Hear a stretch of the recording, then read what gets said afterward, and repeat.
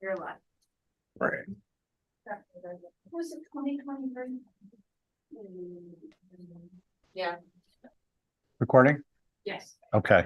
All right. Good evening, everyone. A little technical difficulty has been addressed. We'll call this Tuesday, November 21st, meeting of the HCC to order. It's around 4:20. And let's see. This meeting is being audio and video recorded, broadcast on the town's YouTube. Please don't say or share anything you don't want shared. We do have members online, so voting will be by roll call. And can I get a motion to approve the agenda subject to a modification to consent with conditions number 3? So move. Wait 1 sec, Diane. That we're gonna modify consent with conditions number 3, 1 Judith Chase Lane, hardscape fence and steps to add retain existing light post and light housing. And just for the sake of expedience, I'll make that motion. Do we have a on the motion? Any questions? I don't think I can vote. I'm not. Okay. Esme? Could you repeat that? Sure, motion? we're gonna add And this to- is Esmeralda for the record. Esmeralda, thanks, Esmeralda. We're gonna add to number 3 at the end, retain existing light post and light housing. Thank you. On the motion, Diane, Aye. Aye. thank you. Joe? Aye. Val? Val is recused. Abby? Aye. And I'm an aye. Okay, with that motion made, can I get a motion to approve the agenda? I make that motion. Okay, on your motion, Aye. Joe? Aye. Val? Aye. And I'm an, Abby? Aye. And I'm an aye. Can I get a motion to ratify 8 Sconset Ave new garage approval from the 11/14 meeting? I'll make that motion. On your motion, Aye. Diane, Aye. Joe, Aye. Abby, Aye. and I'm an aye. Motion for consents. Does anyone need to recuse? Val? I'm recusing. Anyone else? Motion to, and anyone recusing on consent with conditions? Get a motion to approve consent and consent with conditions. So moved. Joe, on your motion? Aye. Diane? Aye. Can I just say something? I am not getting any notice of consents or consents with conditions. I don't know why. Otherwise, I would have done it, but I've gone through everything I have.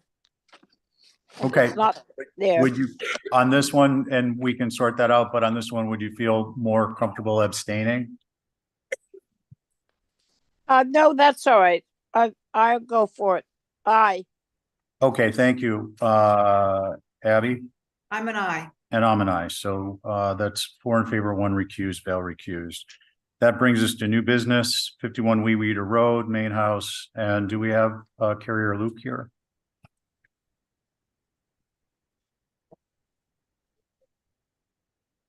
No, we don't have either one of them. Okay, so we're gonna go to 32 Akamo. And I've been here for 35 years. We used to vacation in the Poconos. I always want to say Pocomo, and I know it's not right. Mr. Chair, always. this is Esmeralda for the record. Esmeralda, Matt McCracken is traveling. He will join later this evening. okay, so why don't we just hold that? We don't need a motion. We'll move to note that 4 Harbor Square is being held till 11/28, and 20 Nancy Ann Lane is being held till 11/28. And that brings us to old business, 11/7/2023, when I turned 47 years old. 93 Sankaty Road rooftop solar. Do we have anyone in the queue? That would be, bias.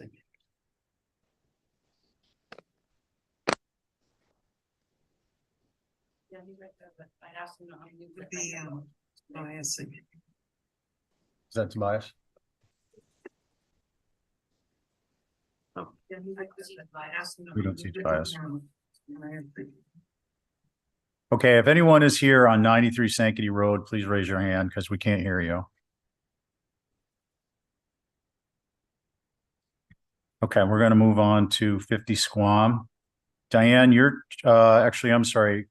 50 Squam is a hold to 1128 as-built fence. And we're going to move on to 50 Squam. Diane, you're actually. That guy should be on radio.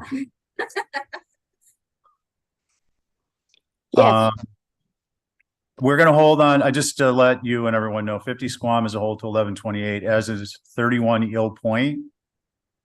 So we're going to hold on. I just to let you and everyone know 50 Squam. That's Mr. Lilly, if you could not unmute yet, and you also have your YouTube on, so we get the read back, don't, please. Yeah, Mr. Lilly, please turn off the volume on your YouTube when you unmute. Otherwise, we're going to get reverb. That puts us down to 1 Sconset Ave, pool and patio, which do we have anyone here? Reverb. Sorry. That puts us down to 1 Sconset. Your client not to do that. That's him. Yeah. No, we do not, Mr. Chair. I don't see anybody from Atlanta. Okay, this is going to be a really short meeting. 8 Wall Street. Rep.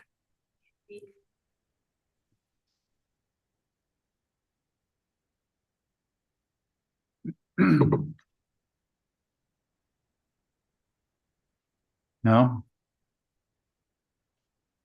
hardscape.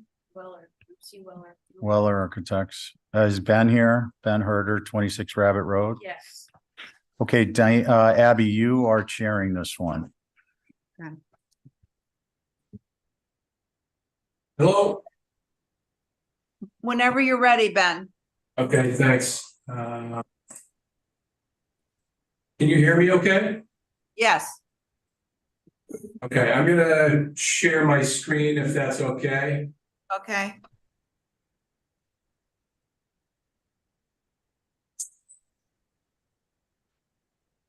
Don't appear to have that functionality yet. Can somebody give me that? Madam Chair, Yes. before you start, this is Esmeralda for the record. Before you start, can you establish your board, please? Yes, on this board is Val Oliver, Joe Paul, Diane Coombs, and myself.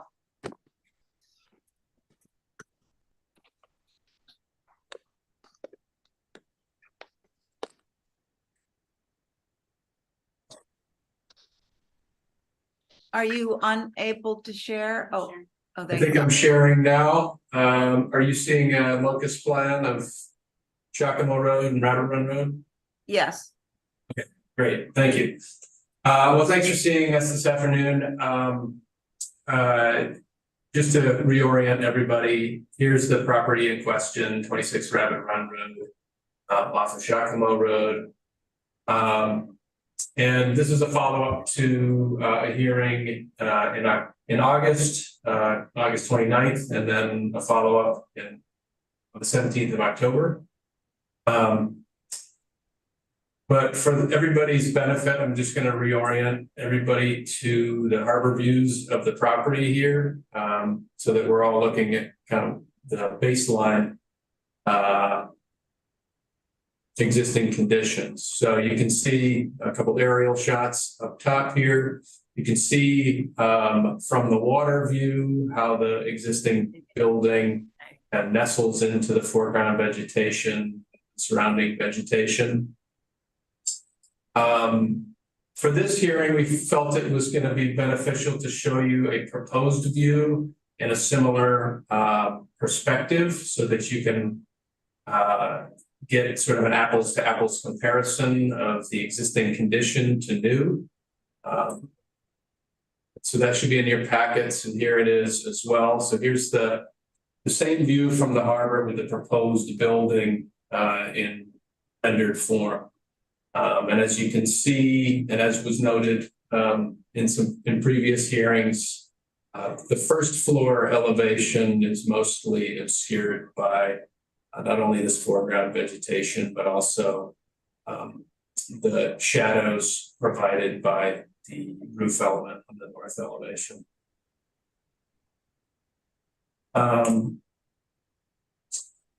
The next slide is showing kind of the evolution of our design process here. We wanted to again just sort of reestablish everybody's understanding of where we began and where we are today. So the first elevation here is the existing condition, comprised of picture windows, 1/1 double hungs. Our first pass at revising this elevation, which was presented in August, added some glazing to the north elevation, extended the dormer here, the addition on the east side of the elevation is new. And the general response to this was too much fenestration on the north elevation. There was a comment about reducing the ganging of windows to 2 units maximum. And so we've done that in subsequent iterations here. And I think probably also worth noting is that one of the commission members noted that this the transformation from existing to this proposed was a huge improvement. At the second hearing in October on the 17th, this was our response to the comments from August. So we reduced the windows to 2 gang wide maximum. And in most locations, we kept to the 2/2 double hung aesthetic, introduced more wall space between the windows in response to comments made. And the response to this was, well, one of the comments was that the 3/3s, which were proposed in an effort to maintain proportion, light proportion between the 2/2 double hungs and the 3/3 double hungs. But the 3/3 double hungs were deemed inappropriate to Nantucket. Additionally, the focus was primarily on this side of the elevation. So this would be the eastern side of the north elevation. The first floor was, I would say there was some consensus around what we saw in the rendered view earlier, that the first floor is mostly obscured from view from the harbor. But the second floor, there was an interest in reducing the number of windows in this shed dormer here from 4 to 3. And also to take out this 3/3 window in the second floor of the addition here and replace it with a 2/2. So the elevation on the bottom here is what we've come to present to you today. I'll go to the next slide so you can see it a little bit larger. And you can see it in comparison to the existing northern elevation there. So again, this zone of the elevation on the north, we've introduced significantly more wall space between the windows and reduced the amount of fenestration within this elevation. Thank you, Ben. That's, I think we're on board now, up to date with your changes. And Holly, do you have anything on this? No. So I'd like to hear from the board members. Anybody ready? Joe or Val or Yep. Diane? Do you I mind? have questions. Okay, you want to have a general question? Go ahead, Diane. Well, it's not a general question. I have some problems with it. I think that this north elevation, which goes out to the harbor, it's got too many different shaped windows. Hey, in size and in how many panes they've got. It's all over the place. I would like to see a little bit more following along and not having a wide one over on the left hand side, a 2/2, and then another 2/2 on the other side that's not as wide. I think it has to have some contingency of what they've got here. That's number one. Number two, I would like to see, it's just a thought, is to have another chimney covering in one of the areas over on the large building. I don't mind the first floor because it is covered and you can't do. But I think we have to have, I would like to see more consistency in the size of the windows that follow along and not quite so jumping around. Thank Can you, I- Diane. Can I ask for just clarifying? we're the not- comment? No? So we're just going to hear from the board right now, and then you can come back in if you just jot something down you want to talk about. Sure, thank you. So Val or Joe? I was just going to ask if he could move to the rear elevation because I'm not able to look at this on the iPad. Yeah, the phone keeps going away. The enlarged one, the last image that you had on the screen. Yeah, This that one? one. Yep. Yeah, I think that would be helpful to have up.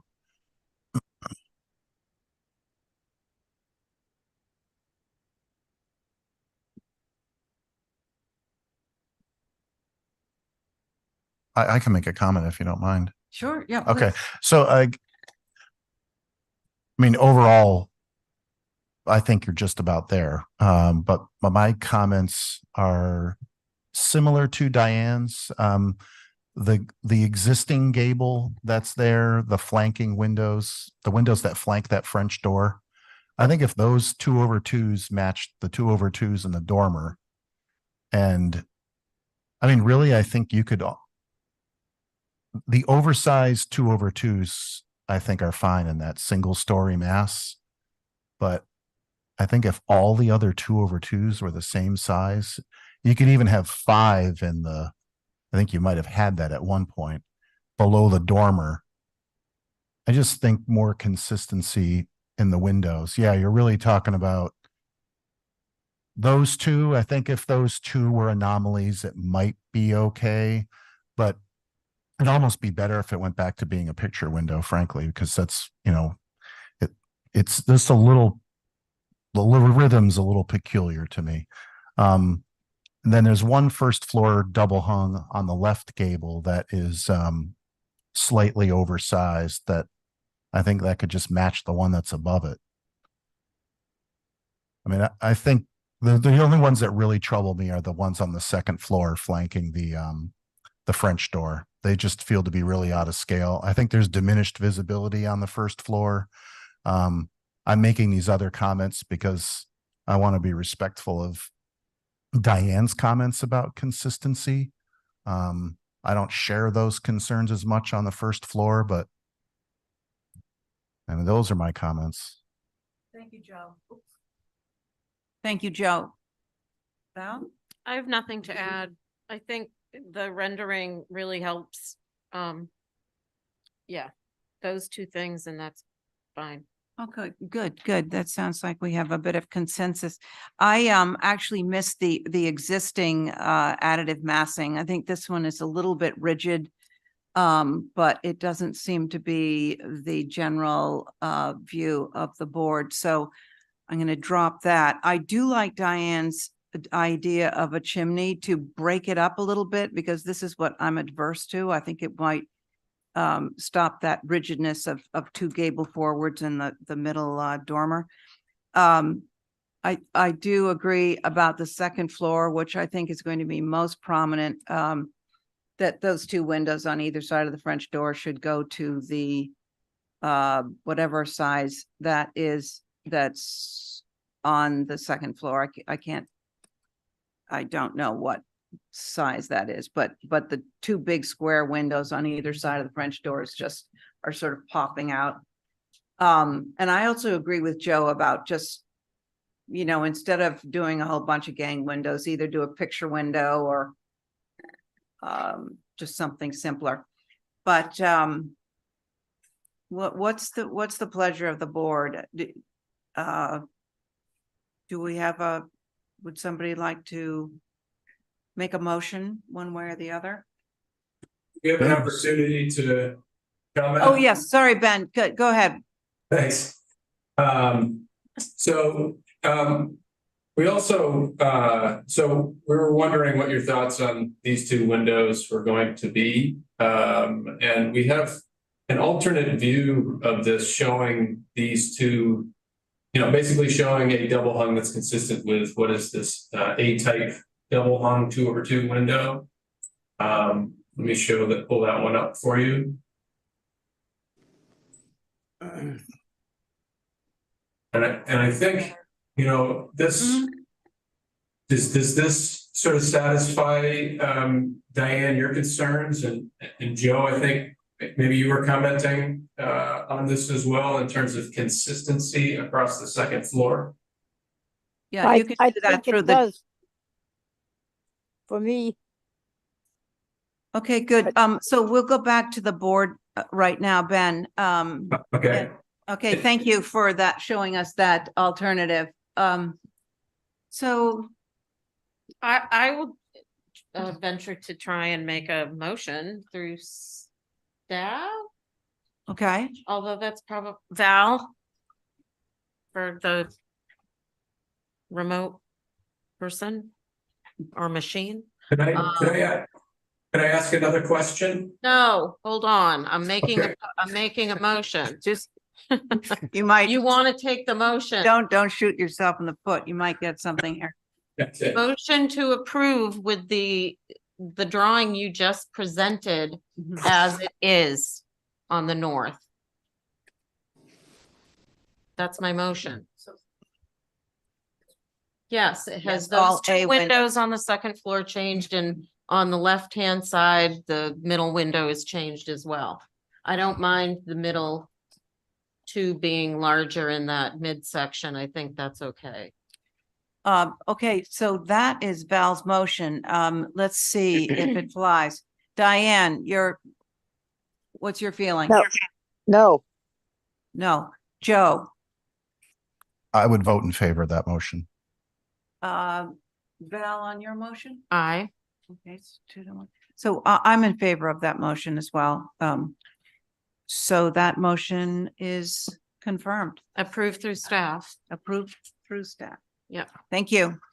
Guess we call that Exhibit A. Exhibit A is Yeah. his alternate Yep. view of whatever orientation that is, north. Yeah. No. Well, Should we'll I s- just say Exhibit A is the one presented at I the have meeting. hard copies right here. Oh, awesome. If you could hand that to Ez, she can stamp exhibit A. Ben, which sheet was that? This was 6.2. Alternate 2.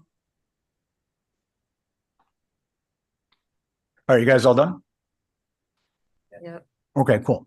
So we are going to temporarily hold on number 7, 18 and 26 Sparks, and number 12 Pilgrim, number 8 and 9 for the applicant and their agent to determine whether they want to proceed with a short board on 1826, or if they want to hold it till later tonight when if Ray arrives. It And didn't sound like he was gonna. keep Number it. 12, number 8 and 9. If Ray arrives, they'll have a 3-person board. That's for Joe. So we're gonna hold those, and that means we're gonna proceed to new business. 11-14-23, 7A Sherburne. Do we have representation? Okay, why don't we pull that one up.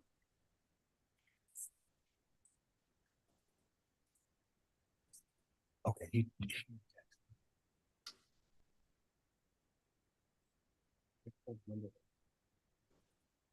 You know, I'm not managed enough to manage meeting. Okay, site plan up. And who do we have from Studio Park? James is here. Hey, James. Okay, Trying to why get don't my you, camera to why work. don't you go ahead and get started? Yes. Certainly. This So this is, exhibit A. yeah, this is a very Guys. minor, sorry, guys. This is a very minor revision of previous certificate to an area in the rear yard to the Cabana Studio. The best place to look would be to go to the site plan.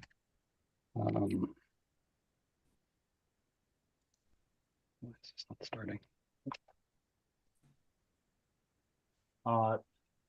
There we go. Sorry, guys. Camera just got started. There you go. That's a A200. So this is in the back of the property, just to reorient yourself. If you want to go to page 14 of the PDF, where you can see the site plan, 2 pages up, there you go. This is the structure in the back of the property off Sherburne Way. As you can see, it's heavily planted on all the sides. This is just a revision to trade a window for a door and a door for the window on the first floor. So if you want to go back to A200 on page 16. So this is in the rear of the property, and you can see proposed east elevation, which is facing towards the pool, and the proposed west elevation. Previously, we had that door where the window was and the window where the door was. James. Yep. I'm sorry. This is relatively more than relatively simple. Does anyone have any concerns on this? No, I would motion to approve as submitted. Okay, and just if Diane has a lag, do you have any concerns on this, Diane? No, no, Okay, That's fine. okay, thank you. Joe's made a motion to approve. Yeah, Right. gotcha. No, that's fine. Joe, on your motion? Aye. Diane, aye, Val, Abby, did you have a question? Aye.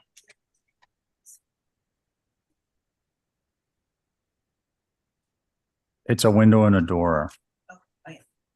Yes, aye. And I'm an aye, that carries unanimously. Thanks, James. I appreciate it. Have a good Thanksgiving, guys. We're You gonna too. move What about on. the other one? Oh, Okay, we're gonna move on to 8 Chuck Hollow. I'm gonna hold mine for now. Val's gonna hold hers. We're gonna move on to 2 South Pasture Road. Is Brooke? Mr. Chairman, Esmeralda for the record, Brooke had to run. He would be back in 10 minutes, he said. Okay, so we'll hold that temporarily. Rob, he's out the door. 44 Monomoy Road, number 4 and 5. We'll take up the patio, pergola and walkways if Ben is here. Excellent. Why don't we pull up the site plan? Ben, when you see the site plan, you've got the floor.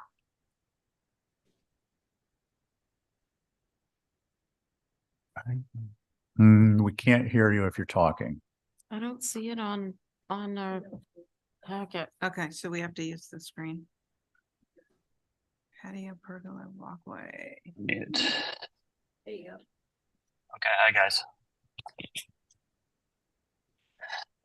Let's see, can I share my screen? I guess I can share my screen, right? Let's see.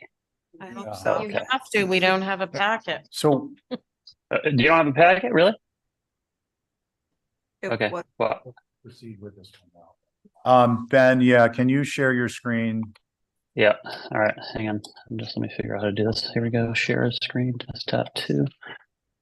Let's just see. Oh, geez. Hope I can share my screen. And Jesus. Sorry guys, I'm on my computer at home and I'm a little bit having a hard time with this. Let's see if I can get this on this screen. Can you guys see that? Probably not, huh? No. No. All right. I'm gonna try one more thing here.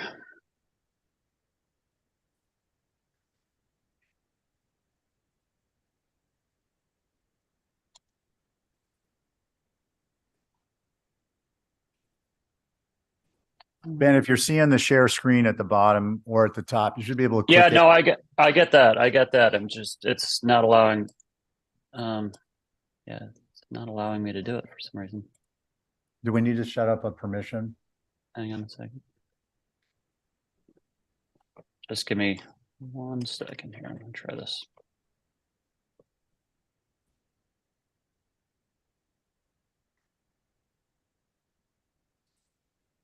Yeah, I don't think it's gonna work. Not on this one, unfortunately. You do have permission. Oh, wait a so- second. Here we go. Okay. All right. I got it now. Okay. All right. Got it. So Ben, we're at a deficit. This information we don't have available to us for preview. Okay. So either this, do we have the shed? So the shed is a different, yeah, the shed is here. I can show you. I can show you. So there's two submissions that were kind of the same but separate. So can you guys see the screen now? Yeah. Yeah, just, Okay. just hold on 1 second, Ben. So Okay. we have the paper copies, but not the digital? Mhm. Okay, so we should not advance something if we don't have digital.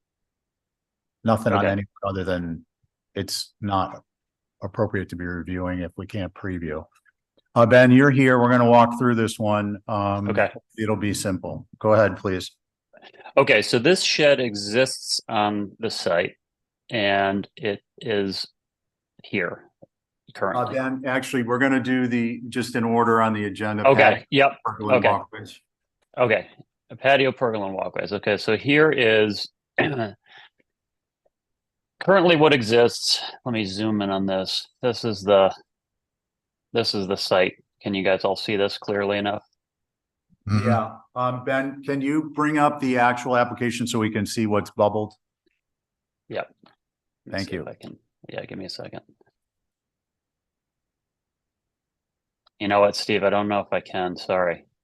Not on this. I don't have everything on this. I am So I not as think what we're gonna have to do is do the shed and then submit the digital version of the hardscape for the next meeting. okay. Can I ask why wasn't that I submitted everything, I thought, but maybe I didn't. So staff didn't receive a digital version of the documents. Esme? Esmeralda, for the record, when this application was previously submitted back in November 1st, it was Yeah. submitted only as a one application, but it should have been two separate applications for the Mhm. move off shed and for Right. the hardscape. So Correct. when they were separated, they were never emailed into our submissions email for them to be uploaded into the file. Huh.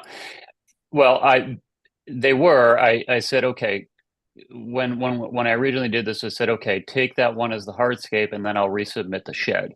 So I resubmitted this one second. So Ben? that would have split it into two, but that's fine. I'll do whatever you guys want. No, it appears that it's a situation where you're making modifications to existing conditions. Yeah, is that understood. correct? Yeah, so we kind of need to see what's going to be changed as opposed to what's not. So it's a quick turnaround. We'll be here Tuesday next week. And if you can just submit with the bubbled in, that'd be helpful and we can move this along. In the meantime, do you want to do the shed while you're here or do you want to wait? Sure, let's do the shed. Okay, great. Let's do the shed. Okay. Go ahead. Shed currently exists here. It's moving here. There is no changes to its exterior. This is what it looks like. It's pretty simple. There was a shed that was previously approved. Ben? Yes. Ben, I'm sorry. I'm gonna just ask the board to facilitate moving this along. Does anyone have any concerns? No. No. Okay. Diane, any concerns? No, I don't. I Okay, make a motion to approve. excellent. On your Okay. motion, Diane, Aye. Joe, Aye. Abby, Aye. Val. Aye. Thank you, Ben. All right. Fair enough, guys. Yeah.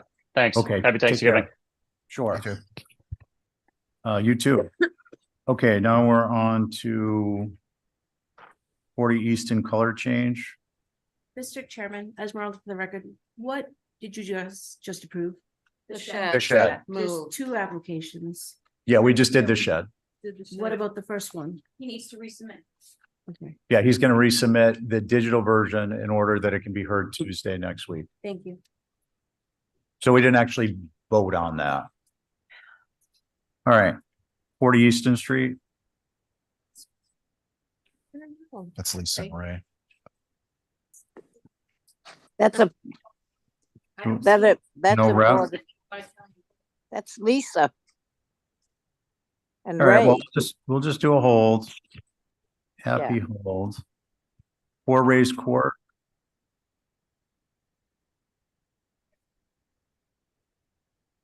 That was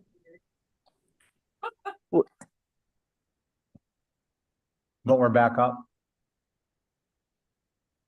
Hope so. Can someone verify we're on the YouTube? Okay, thank you. I appreciate it. 4 Ray's Court. Hi. Hey, how are you? I'm sorry, I didn't catch your first name. And Austin, Patty, come right up. like the thing in your hand. Ah, Penn, I'm sorry, we've met.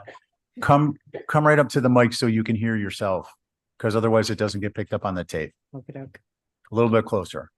Gosh, is that close enough? There you go. Can you hear me now? Yes, we can. And when you see it on the screen, you can start, please.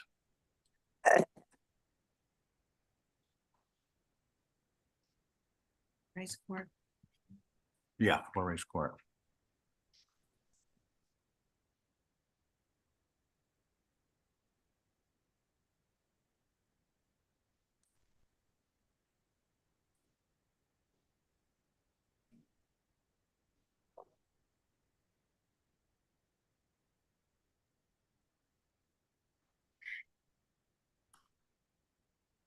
Site plan?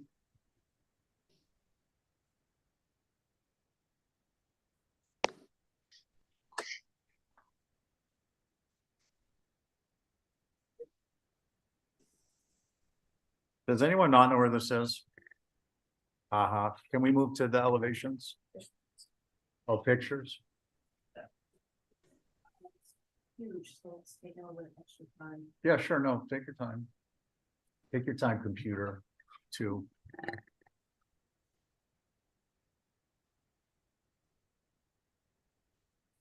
All right, Penn, is there one you'd like to start with? We could start with the front elevations. So Perfect. we're requesting a change of the original house, the 1790s with a 1834 addition.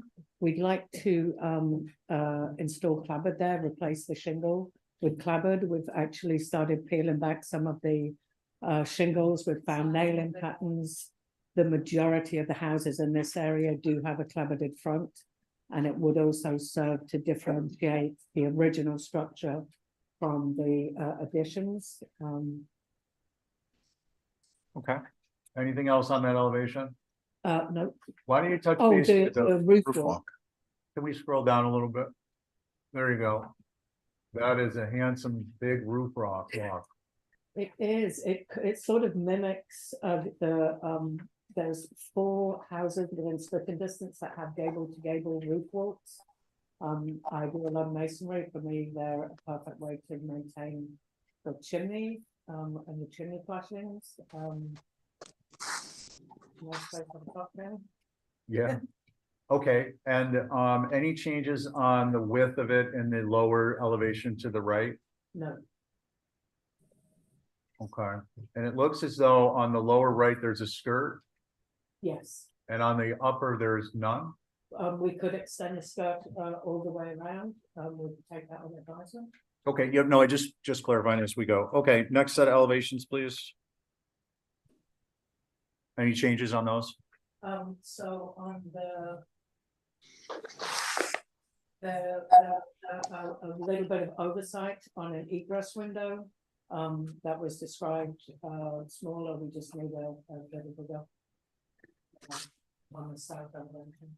Okay, and then what's on the porch area facade? No changes there. Okay, can we zoom in though, just to get an idea of what's bubbled on the upper left?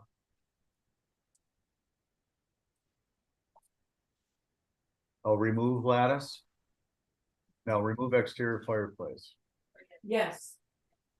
Yeah. So we were approved for an exterior fireplace. It was contentious, and we've decided to scrap it. So that there's no exterior fireplace. Okay, great. Next elevation, please. That's a perfect size, by the way. Just the roof walk. Yeah. Okay, great. Holly? Thank you, Mr. Chair. So for the record, this is a circa 1797 George Ray, Cooper's house. He was a Cooper. And then there's a 1848 edition, and there's a NPT house history on file along with a historic assessment by Brian Pfeiffer. My main comments are about the the roof walk. Is there historical evidence for a roof walk of this size on this particular structure? Typically, the commission follows the standards that are written in building with Nantucket in mind for the size and dimensions of a roof walk, unless we have historic photographic evidence of the atypical size. Clapboard is also an element that, while appropriate to a typical Nantucket, did it exist to this dwelling? I think that's important. I do note that while there is extensive history on file for this structure, we don't have a updated Form B yet on this one, which is in progress. The egress windows to the south were these part of? I basically, I believe this is a new addition, so I have no concerns with that, with the egress windows. And of course, appreciate removing that exterior fireplace, obviously not historically or original to the main dwelling. So my main concern is the size of the roof walk and the clapboard. Okay, thank you, Holly. Is Mickey here? I am here. Can you hear me? Hey, Mickey, please identify your group.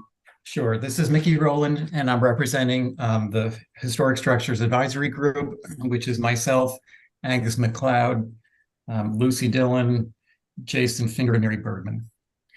So our concerns are similar to Holly's. The roof walk is not appropriate unless there is evidence that one pre-existed on the building many years ago. And I would suggest photographic evidence if that's possible. Plus, it's way oversized in both the length and the width. The clapboard, again, is another one, as Holly mentioned, that we normally don't approve unless it can be proven that there was clapboard existing on the building to begin with also, or at any other time to begin with. So, and also, I think they're asking for white clapboard, which is, if they get the clapboard, the white would be too formal for this sort of a side street. And that's it. Thank you. Okay, thank you, Mickey. Does anyone have any concerns? Can I ask a question? You Steve? may, Diane, go ahead. How much are they asking to clapboard? Just the front? Just the front Front- elevation. Diane Penn has responded that just the front of the main of structure. the original, yeah. Okay, nothing else. All right. Yeah. I Any concerns, Diane? Yeah, I think that if the roof walk is new, it is much too big. It doesn't fit into the building. It doesn't fit into our history. I don't know how actually wide it is, but it is too wide. And I think that it needs to be fit and become more compliant to what we have. Thank you. Okay, thank you. Abby? Yeah, I had a general question. The shutters are what color are the shutters? Chrome green, we actually have the original shutters that Okay. were down in the basement, and we stripped them back, and the very first color is chrome green, and that's been that was approved on the last round. I see. Okay, so it would be white clapboard. We would be open to advisement. We could do an off-white, we could do No, yeah, no, I was just, I saw that in the proposal that they were sort of painted green, so I thought they were green, but The green shutter. Guys, We came up with white because guys, I want house- to cut down the back and forth. Green, what is the color the shutters are? green. Green. Green. It sounds like it's a, do you have the name of the green? Is it A chrome green. Chrome, so Chrome it's like green. a hot green. So, should I continue? I think you should, Abby. Okay, so I agree, the roof walk is far too big. It's gotta pull in a couple of bays there, at least one on either side. And then, as for the clapboard with the green, I'm sort of okay with that. So I'm a little bit on the fence, but I'd like to hear what other board members say. Thank Okay. you. Thank you, Vale. Yeah, white clapboard and white windows, I think is just too much. It's going from a very plain shingled facade to glaring white, a gray, maybe. And I agree with what's been said about the roof walk. Thank you for being concise about the roof walk. I appreciate that. Joe? Everything that I was going to say has already been said, from Holly to Mickey to Val, and yeah, I have nothing to add. Okay, so Penn, my comments are gonna be, it sounds like you need to get that roof walk down to 1/3 the width of the ridge. And tell us a color that, is not white. Okay. And what is that color? Can you do that tonight or no? I mean, an off-white, I picked white because the house at the top of Race Court is white clabbered, the house directly opposite is white clabbered. Would Wait one sec. Are we looking for a light contrast or a different No, color? I think I'd like to view the neighborhood as well. I think now they're telling us everything's white. It's way too much white. Okay, so I think Penn, where we are is, we'll pick this up next Tuesday. The, roof walk we've addressed. if we revise the roof walk and scale it back? We can do that we can do that in a motion, so I Okay. wouldn't rush. And then the color, I'd be happy to show you the site and the. What we're gonna do, Penn, is we're gonna motion for review, and then, we'll be stopping over there individually, so we don't, have open meeting law violations. If we met as a group, it would be difficult. So, we'll do a view, and then if anyone wants to reach out to Penn, please provide your contact information to Esmeralda. And, then we'll have it individually available if we have question. Fantastic. Okay? Okay. And then we'll see you next Tuesday. Okay. Can I add one thing? Yeah, I do Joe? think that the additional historic research on clapboard or roof walk will help your case. If- We have scoured the archives for pictures. Very few exist, and certainly none exist showing the roof. So I mean, it's just not available. But I can, when you come by, I can show you the nailing pattern on the existing sheathing. Okay. Why don't you submit a couple of pictures of that in case Okay. people can't connect with you, and then you can present it next Tuesday. Okay. Okay? Okay. All right, so how about a motion to view? Motion to view, and could you show us? And to provide some additional information. Yeah, provide the additional historic information. Okay, thank you, Abby. On your motion, Aye. Diane, Aye. Joe. Aye. Vale, I and I'm an aye. Okay, that moves us back to, let's see, 40 Easton color change. Mr. Chairman, this is Esmeralda for the record. Never mind. Thank you. In any event. Hi, Lisa. Good evening. Hi, how are you? We're getting there, thanks. Once you see some colors up there, guys, I want to keep back and forth down, questions through the chair, comments through the chair. This isn't on this particular application. I just want I understand. to, for our minutes taker.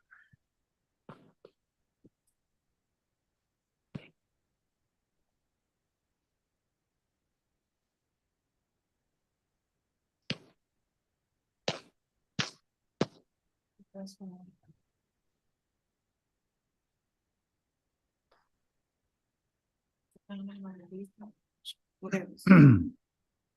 the color change? Yeah, I guess that was a question a couple have had, so why don't we just establish that out of the gate? Is this simply a color change or are there other items? No, I believe it's just a color change. Okay, great. And why don't you go ahead? I think it's to request the shutters be changed to either well, the request was for black for the front door and the shutters. The Dutch door and the shutters. Okay, thank you. Holly? Thank you, Mr. Chair. So for the record, this is a circa 1893. It's a kind of shingle-ish style structure. There is an HDC survey on file from the 89 effort. As far as black shutters go, I think those are appropriate. However, I'm not too sure on the precedent for a black door. Maybe more of a contrasting color. So those are my comments, Mr. Chair. Okay, thank you, Holly. Is there anything from Mickey? Yeah, we had no concerns. Okay, thanks, Mickey. Does anyone have any questions? Does anyone have any concerns? I have a question. Joe Paul, please. Just- It looks like this was previously approved as white shutters, white sash, and a white door. Is that right? Yeah, probably. Okay. I have no concerns Okay. with the change to black. Anyone with concerns? Motion? I make a motion to approve as black shutters, black door.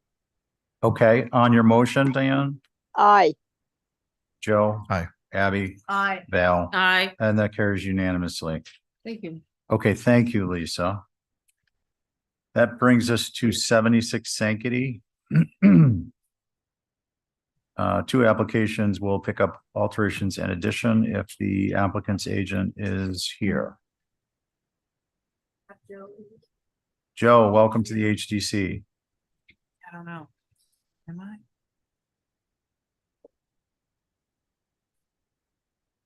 Yeah, that was more biz.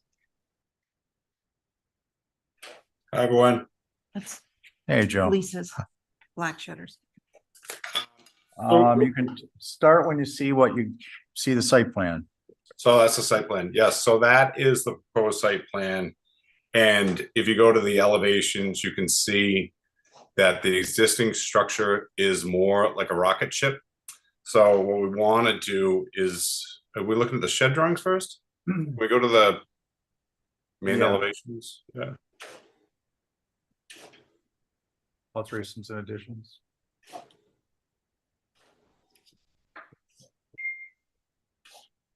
There's a charming little shed, Joe. Thank you. Thank you. Not to prejudice anyone, I just. What are we starting with? We're starting in order, so we'll be looking at the alterations and addition. There you go. So if you're looking at the north elevation, this house is like a rocket ship, kind of amazing, got by John McLaughlin. So what we wanted to do is have additive massing on either side to the east and west. So that's what we've done. We also want to drop the floor down 8 inches because it's a step down and it's a little quirky. So that's the other part we're going to do. So those front 3 windows now will get, well, there's 2, but now there'll be 3. We're going to lower those down so they match the new door height. There's also a window in the kitchen, and we're going to center that, rebuild that front porch that's already currently there. And then we want to add a little Juliet balcony because there is a bit of a slight water view. So that's what we want to take advantage of. And then as you swing around to the back of the house, you can see, or the front of the house, you can see how they added a massing kind of grounds the rocket ship, if you will, of the salt box, which is a full 2-story. And that would be the master bedroom addition. We're going to work around with the existing fenestration. And then we, like I said, we want to have that Juliet balcony facing east. And then towards the back, this is more slight cosmetic little changes. You'll have the master bedroom on the right-hand side. We're going to add a French door that will let people up to the back because we want to have a pool and really take advantage of the backyard. And then, of course, the left-hand side of the drawing, That's the new living room expansion because it's extremely small. So we want to take good care of that, take advantage of that. And then one thing is we have like a little playroom on the 3rd floor, and that's why we wanted to put a dormer up there. The kids are up there all the time. There's a fun little stairway that gets them up there. So we want to take advantage of that space and make it more usable. And then, of course, swinging around, there's really not much change to the from the east-west side. That is just like the living room addition, and that will be a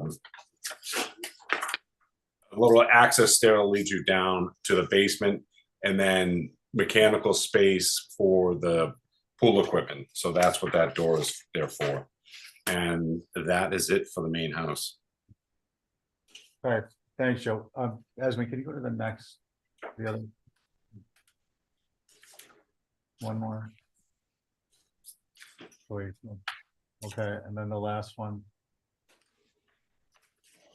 Okay, thank you. Let's see here. Mr. Chair, Holly. thank you. And we do have comments. I believe Rob is here as well. Okay, good. Thanks. This is an circa 1983 non-contributing structure, right outside of the OHD of Sconset, so it's not in the OHD.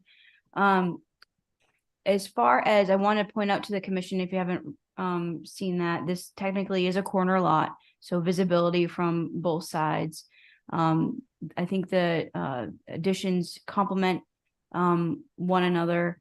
However, I am concerned on the proposed Juliet balcony facing the public way, right off of, in the bike path, although there is an existing 2nd floor deck.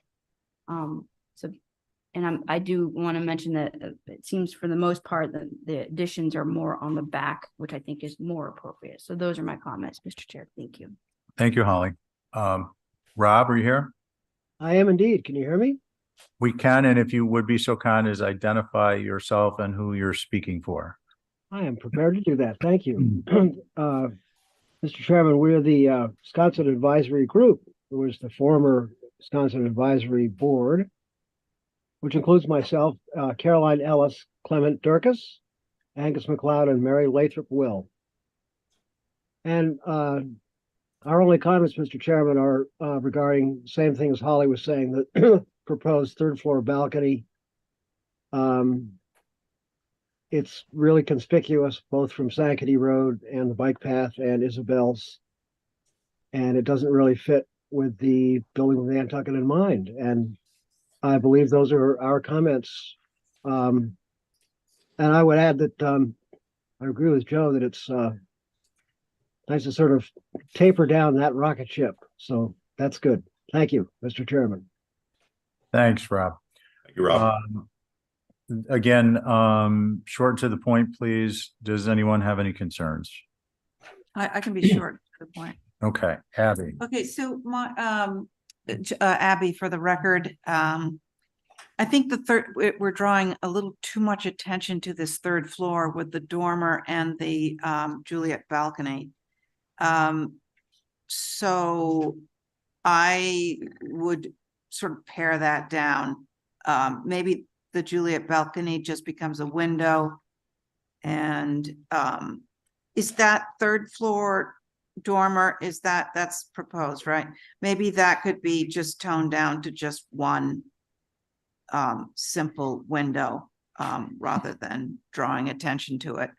And because that is facing east, that will be right on the bike path. So I think sort of toning it down. Esme, can you go to the east elevation, please?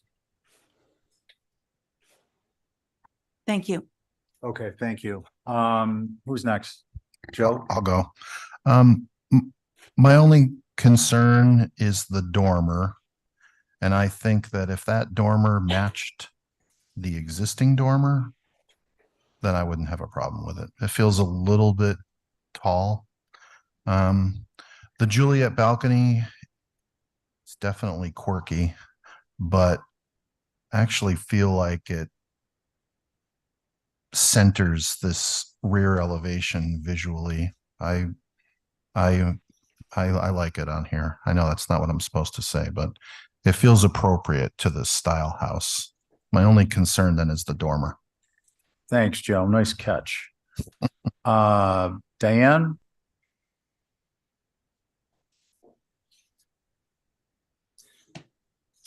Diane? Wait, here I go. I agree with what Joe just said. I think it works well, and to get the third floor a little simpler. There are a lot of the east elevation on Sankaty Road. It's got a lot of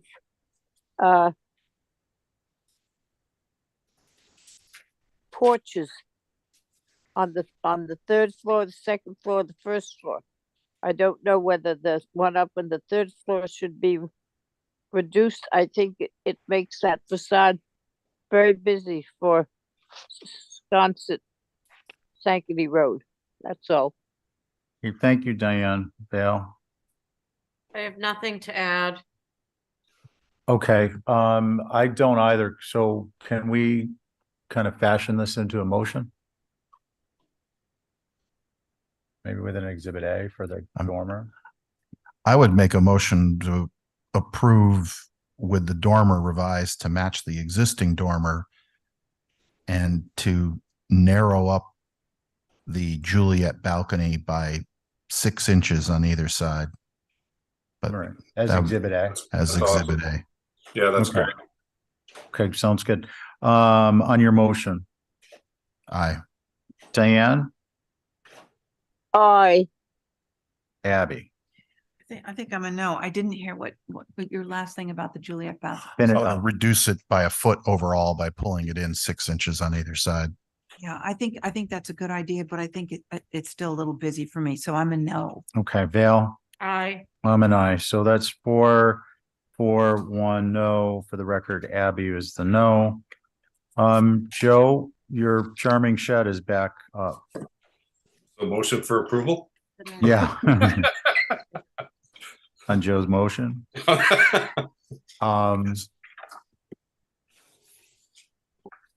why don't we just flip through these elevations without any, we'll do like a silent picture show.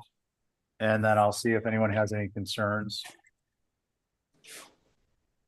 Works for me.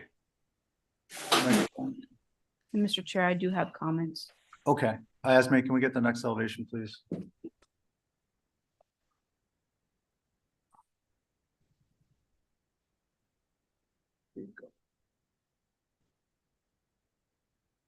Shed, there we go. Joe, the fence is part of a hardscape or existing? Part of our hardscape. Okay, thank you. Okay, Holly? Thank you, Mr. Chair. So the zoning shed, it's fancy for a zoning shed, but I do want to mention that it matches the main house architecture. Appreciate that.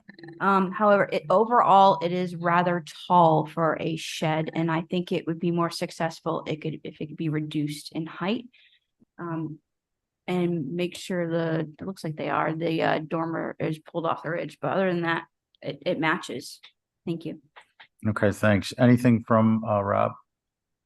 Yes, Mr. Chairman, it's Rob Benchley again. Thank you.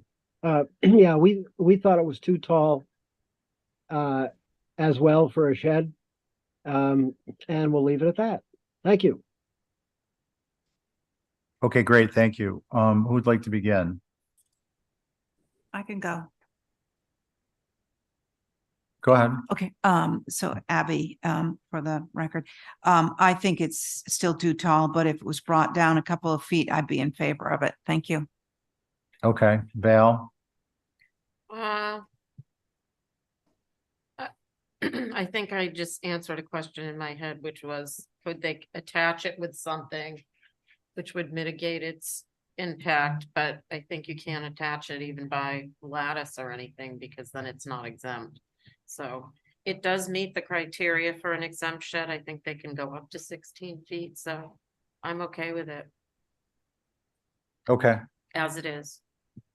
Joe? I agree with Val that it does meet the exempted height criteria, so I'm fine with it, Okay. especially given the height of the house that it's adjacent to. Okay, thank you. Diane? I guess so. I think it says it's 16 feet. And it's 16 feet, and I think it looks, could it say it's 16 feet wide? Does anybody have the figures 10 foot better? 6, 10 foot 6, Diane. 10 foot 6. Yes. Okay, by 16 foot. That is good. I don't know. The only thing I don't like about it, because it looks like it's too much, is the dormer. I don't know whether you could make that dormer smaller or something, but it's such a little building to put that on it. It just, that's all. Okay, thank you, Diane. Is there anyone else that I missed? Abby, you what? Can we go up one elevation? Sorry, I think the pizza people are calling me. They're afraid to come into the police station. Want me to go get them? Would you mind Yeah. terribly? Oh, thank you, Fiona.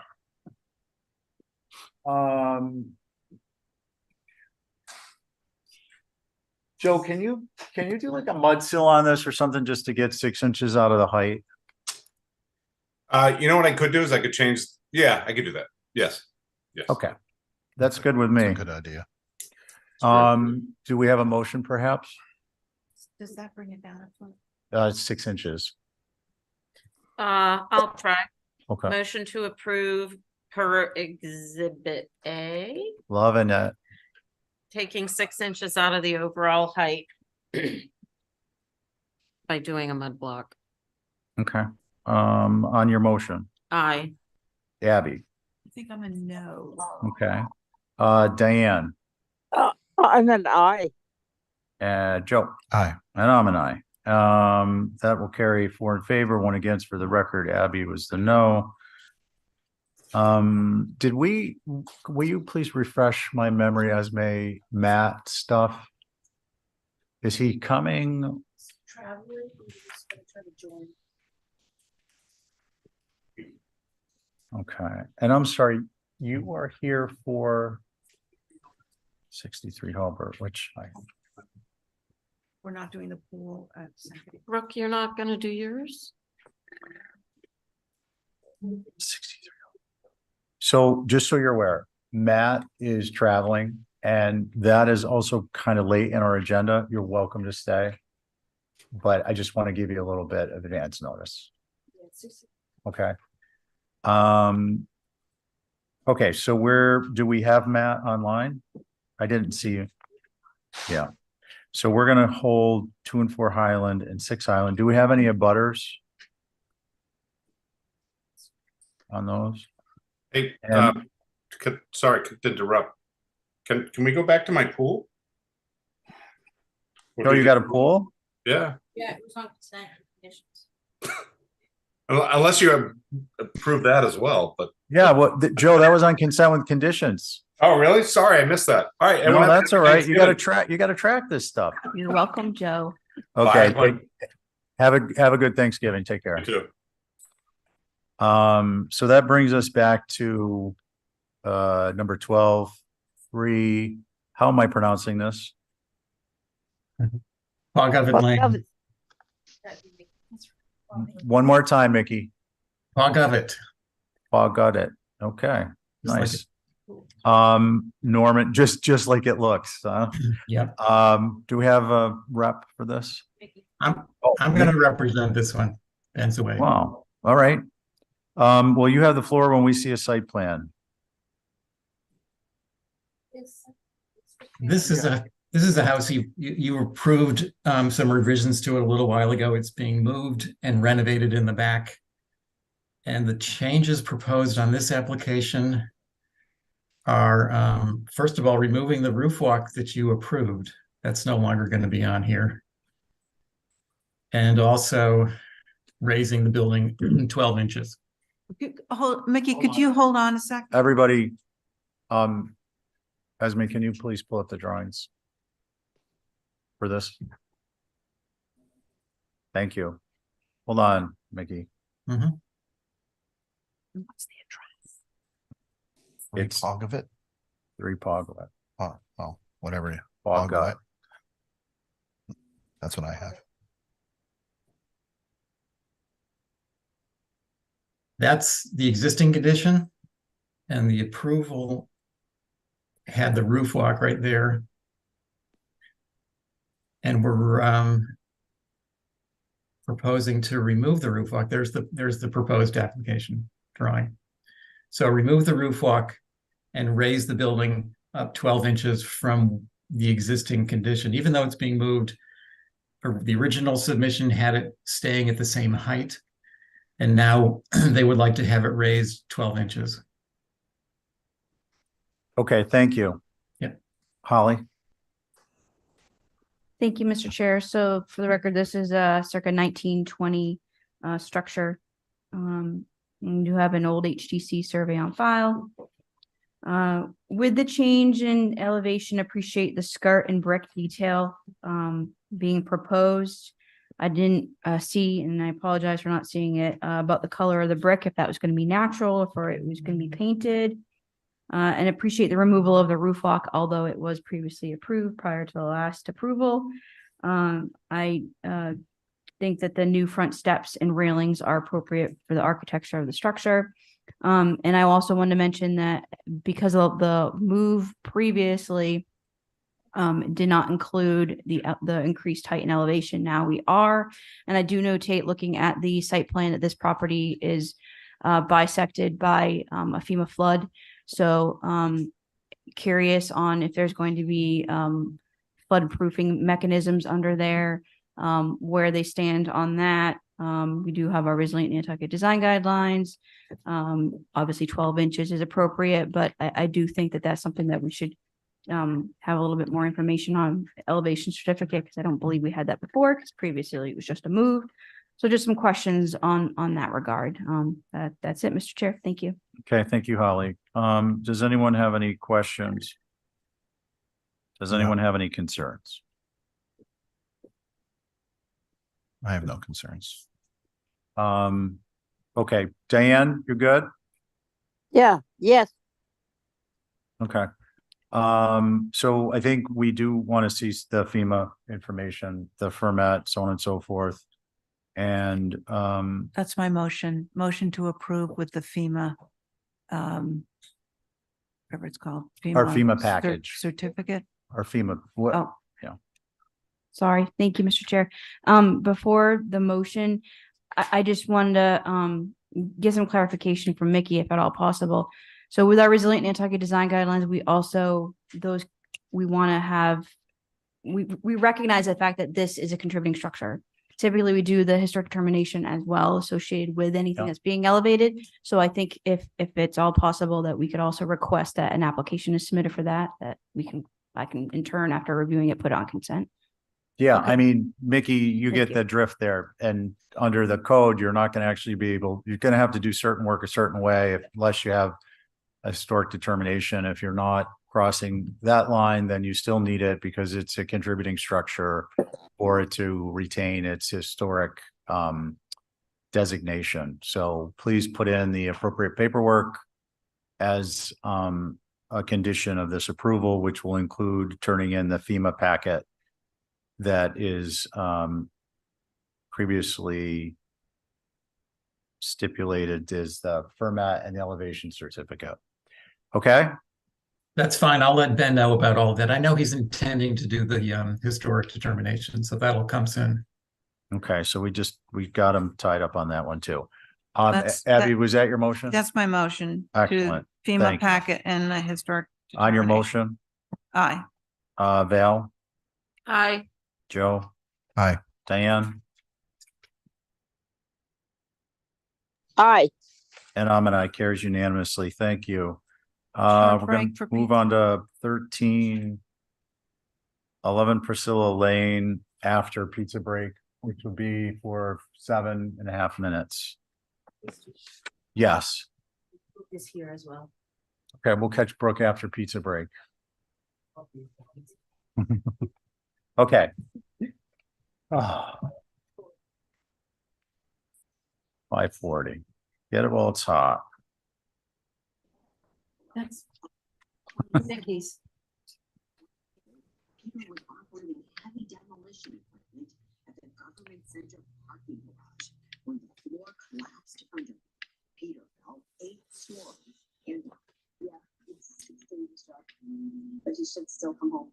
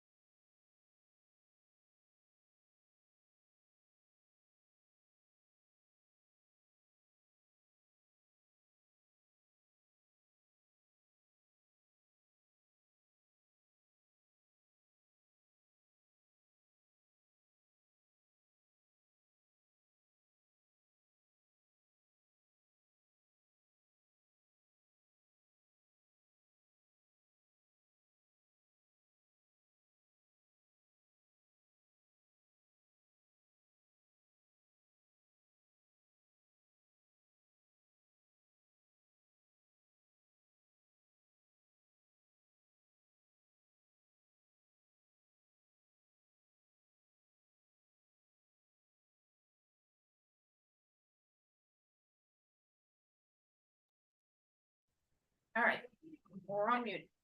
All right.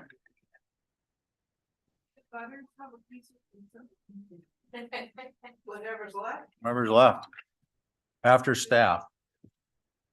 Did you guys have pizza? Okay, you're good. We're back to the fund that's called HDC. We're gonna pick up. What number are you? I don't know, but it's Brooke? 2 South Pasture Lane. I think I'm number 9 on the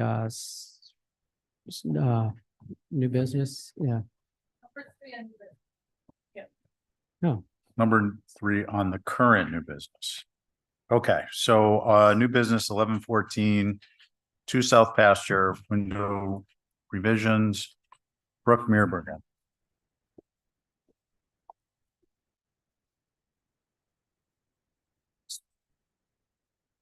Brooke, when you see your site plan, why don't you tell us about visibility before you do anything else, and then we'll go to the elevations. No, I haven't looked at it in a while, so it's not.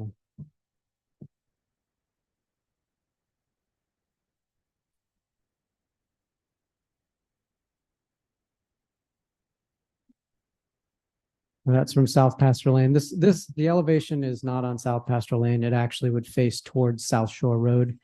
You can. Thank you.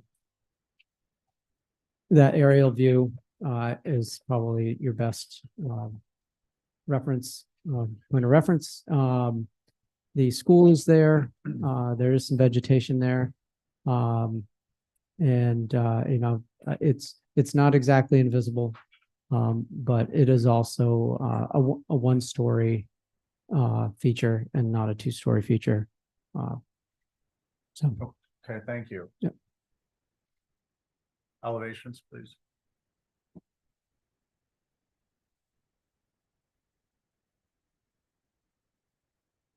So that middle bar of buildings is what had been approved previously, and down to the right is one set of windows. It's kind of a large transom on that one elevation that faces directly into the back of the exploration station building.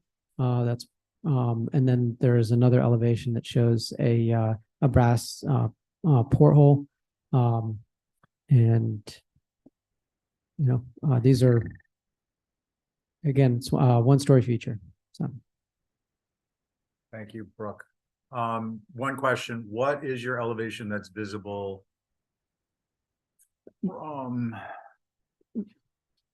What's the side street? South Pasture? There's nothing visible from South Pasture Lane because both of these elevations in question, which are the bottom 2 elevations, face South Shore Road. Gotcha. Okay, thank you. Any concerns? No. Diane, any concerns? No, I just think on that east elevation, those windows on top of those other windows is heavy, but I guess you won't see it. Yeah, I agree with you. Abby? Yeah, I don't really understand those windows on the road there. Are they skylights or what? Are they? See, none of this is a funny thing. They're right there. Kind of like transoms. Yeah. It's just a tall wall.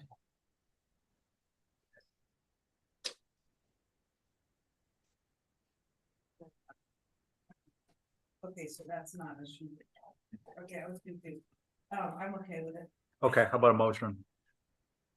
Motion to approve as submitted due to lack of visibility. On your motion, Joe? Aye. Diane? Aye. Val? Aye. Abby? Aye. And I just want to note that the tail end of that was due to lack of visibility.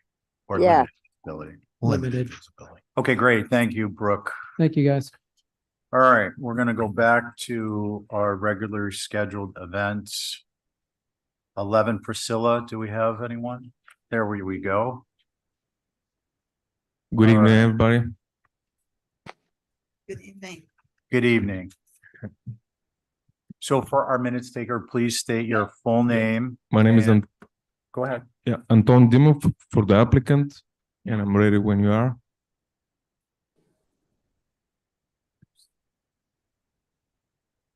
And why don't you tell us what you got going on? This is mostly an interior renovation project, but in the process, we are shifting a couple of windows and replacing existing doors. Most of the elevations that we're touching are in the back and sides. We're actually not touching the facade of the building, which is facing the road. And that's pretty much it. Okay. I mean, I can go in details what we're changing exactly, but No, I think you're good for now. Concerns?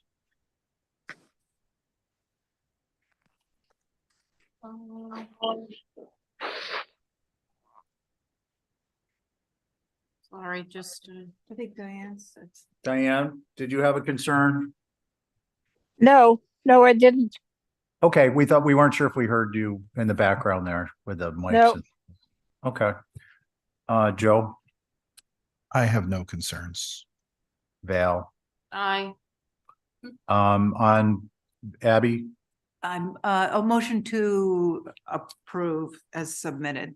on your motion, Aye. Val, I, Dan, Aye. Joe, Aye. and I'm an aye, it carries unanimously. thank you. Thank you. Thanks. On to 63 Baxter Road Pool. Do we have Jeff in the queue? Or anyone else? I do not see Jeff. But If- for the record, we do have Matt McLaughlin. And a butter? No, Matt. Oh, Matt's here. Okay. Is there anyone out there who is here to represent 63 Baxter Road? Please raise your hand. And we'll give you to the count of. No one? Okay, so we're gonna just put that on hold. Let's see, BPC. 89 Easton. Mr. Chairman. the Yeah. Applicant requests to hold. Hold? Yes. Okay. Is there any abutters? No. No one on hands raised. 3 Cottage. Add new dormers. That will be You're me again. back. Anton Dimo for the applicant. Yeah. All right, Anton. Once you see your site plan, So this existing dwelling located in the old historic district. It's 3 Cottage Court. It's actually off of Orange Street, and it's a little street that it's tucked in. I think you need to zoom out and zoom in a little bit. So you can see the cover page because I provided some aerial photos. You can kind of see where the building is located. It's a historic building. We've provided historic survey that was found in the building department. The work that we're proposing is complete in the rear of the building, and it consists of adding of 2 shed dormers with 4 pitch. We are proposing to keep the changes with Hello? matching existing trim, windows, etc. And you know, we saw that it's very it's not very visible. I would say that I don't think you can even see it when you're facing the facade of the building. And that's pretty much it. I Okay. welcome your comments and suggestions. thank you, Anton. Holly? Thank you, Mr. Chair. So for the record, this is a circa 1838 gable-ended Greek revival. It was built by John B. Nicholson. And anecdotally, it was researched by a Penn student from 2004, yours truly. And as well as it was owned by the Corkish family for about 70 years. I actually have a photo of my great-great-grandparents who lived in this house. Oh, wow. So, on that note, the proposed dormers are not appropriate as proposed. The dormers do not follow the requirements set up in building with Nantucket in mind. They need to come off the ridge, and the windows should be closer. I do want to thank Anton for having a 3D scan. That will be helpful for when we get to this side of Orange Street for our survey effort. Understanding the need for the dormers in that second floor on the back end. looking at the floor plan and seeing the building before. However, there is an existing knee wall, and I think a smaller dormer could be proposed.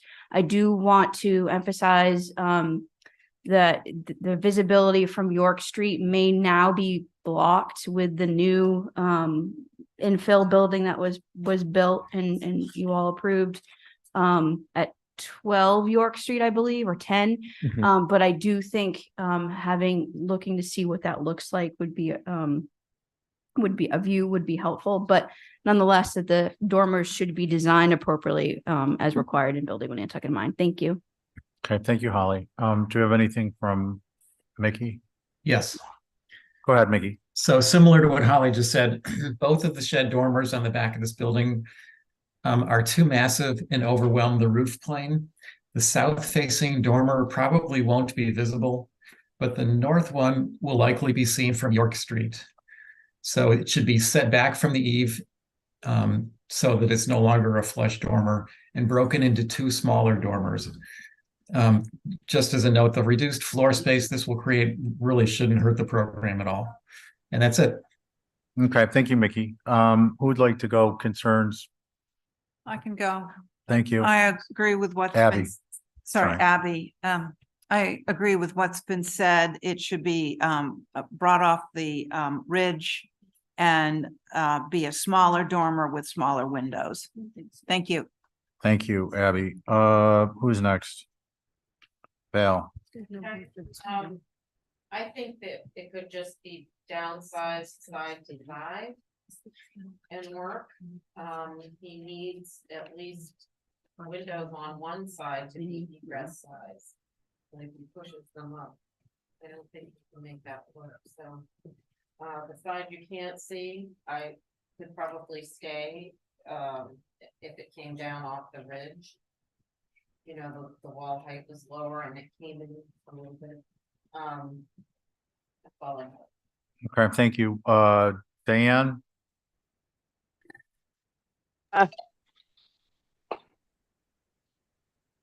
The two dormers or one on either side looks more like a saddlebags on a donkey than they do on the back end of this house. Cottage Court is very small and sort of not massive houses in it. Jack Van Loo used to live at there. I've been spent a lot of time there. I would like to see those dormers made smaller. No more than perhaps 2 windows. And as Holly and Mickey both said, and I agree with them, to me, they're just much too heavy for the house. Thank you. Thank you, Diane. Joe? I agree with most that's been said. I think you could get your height, by the way, by dropping it so that the fascia becomes the head casing of these windows. And I think my comments align with Val's in that a single dormer could work, but it should come in left to right. I think if those dormers come in and it comes down off the roof, you've got minimal visibility in your favor. I can do that. That's it. Okay, thanks, Joe. I agree with what's been said, in particular. Bury the top plate in the header to lower the heights, and in particular the visible one more so. Do we want to venture in Exhibit A, or do we want to see this? I think Val, Through you, Mr. Chair. I think we could do an Exhibit A for sure. I think that's a great idea. Would you like to tell us what's on it as a motion? I can certainly try. I would say to drop the eave down so that It's the casing at the top of the window, as we like to see. And to bring the dormer in 1 foot on each side, on each dormer, north and south, and leave them as one. That's my motion. Okay, is there any concerns with that before we go through the trouble? Okay, on your motion, Val, Aye. Joe, Aye. Dan, Aye. Abby, I, and I'm an aye, carries unanimously. Thank you very much. Have a great evening. We're gonna Thank move you. on to 3 Franklin. Has Ben here or Penn back? This is Fred Lilly. I'm Oh, working with Mickey. Ben on this one. I'm sorry. Fred? Hi, Yep, Fred. it's Fred Lilly. I'm working with Mickey on this one. Yep. Okay. Go ahead when you see a site plan. Just address visibility first, please. And then Yep. go to elevations and you can address the scope of work. Yep. Essentially, there's gonna remove an existing chimney and create a new one. And then there's a small new addition you see on the left side of the south elevation, which is replacing and expanding the little bump out you see in the as-built there. And then there's a new door around a new triple door around the back that is not visible. I don't think pretty much the only thing that I would there's nothing visible on this that should be of any concern. 13.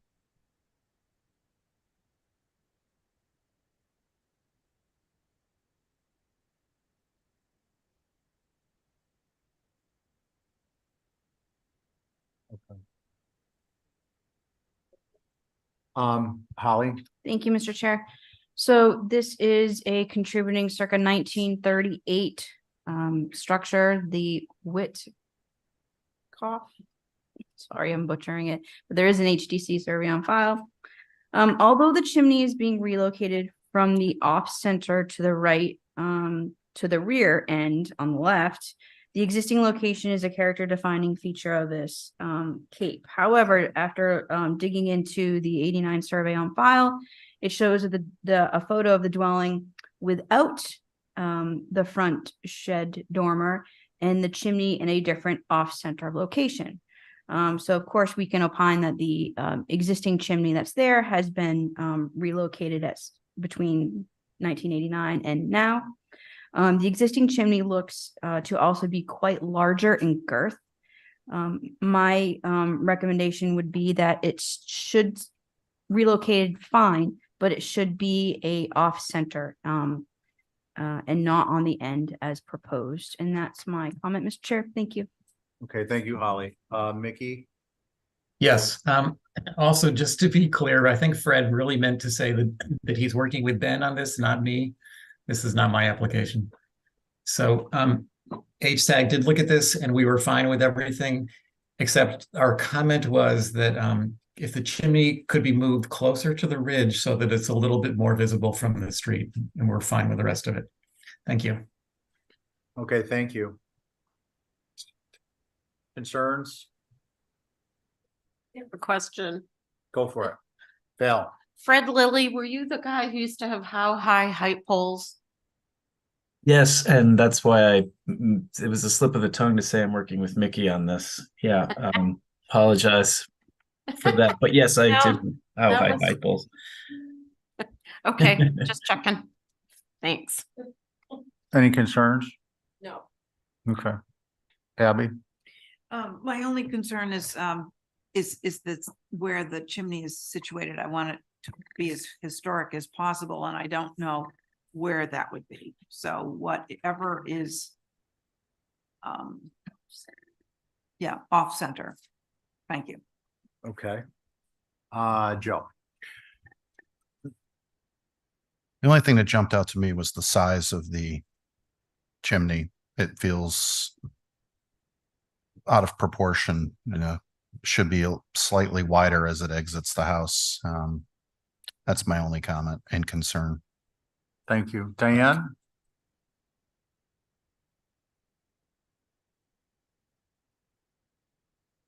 Diane, we can't hear you. Sorry, you're muted.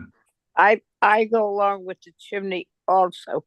I think that the thing that they have proposed on the west elevation, the chimney is way too wide. It depends on how many flues it has in it, but the one they've got in red is not appropriate for the area. I That's would the one like, that's removing. yeah, the big one is going. No, you're okay, Diane. The big one's the one they're proposing. Yeah, no, it's too big. Yeah. So I go along with that, and the chimney should be on the. The red one's moving, right? No. The large one is being removed, and the smaller one that is on the left side of the south elevation is the new one. Oh, good. Well, that's a, Oh, okay. Thank you for the clarification. I misunderstood that. yeah. Okay, Diane, thank you. So let's say that one more time. What's staying and what's going? The big one's going, the small one's being relocated?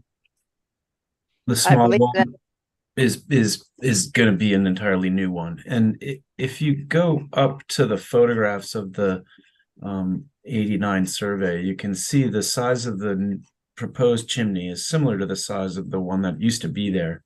And it's in a similar location, although not at the end.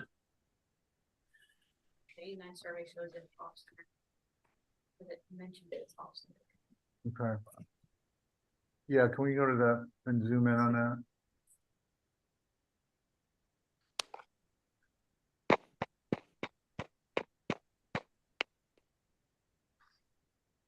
Okay, so my question, Ben, is with respect to the size of the existing, is what's proposed going to be smaller or larger?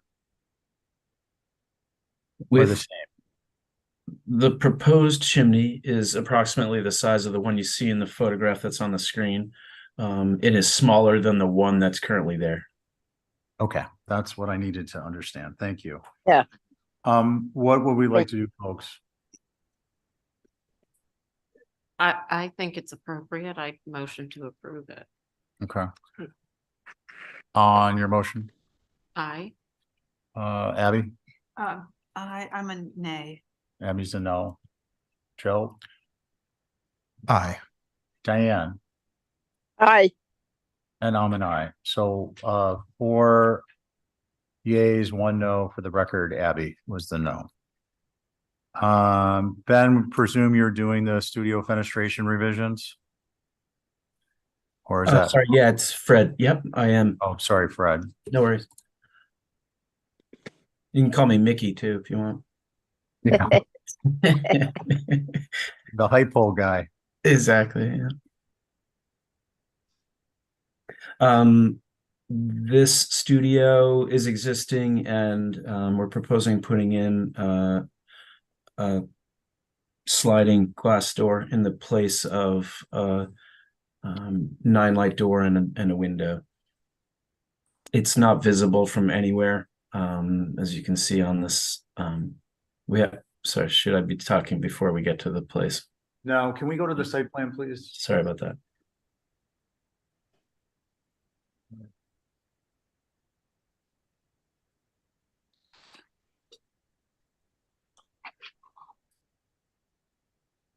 The top photo is what you see from the street.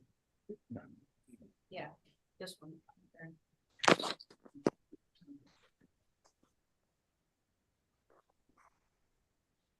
Can we go to the site plan, please? And click in on that half of the sheet. The site plan tab. Okay, Fred, can you tell us where is the door? On the studio, where you see the existing single door and window, that would be turning into a triple slider similar to the one on the elevation of the house. They're creating sort of a courtyard in the backyard there. Okay. It's not visible from Franklin Street, as you can see, or anywhere else for that matter. Okay, thank you. And can you click on page 2, please?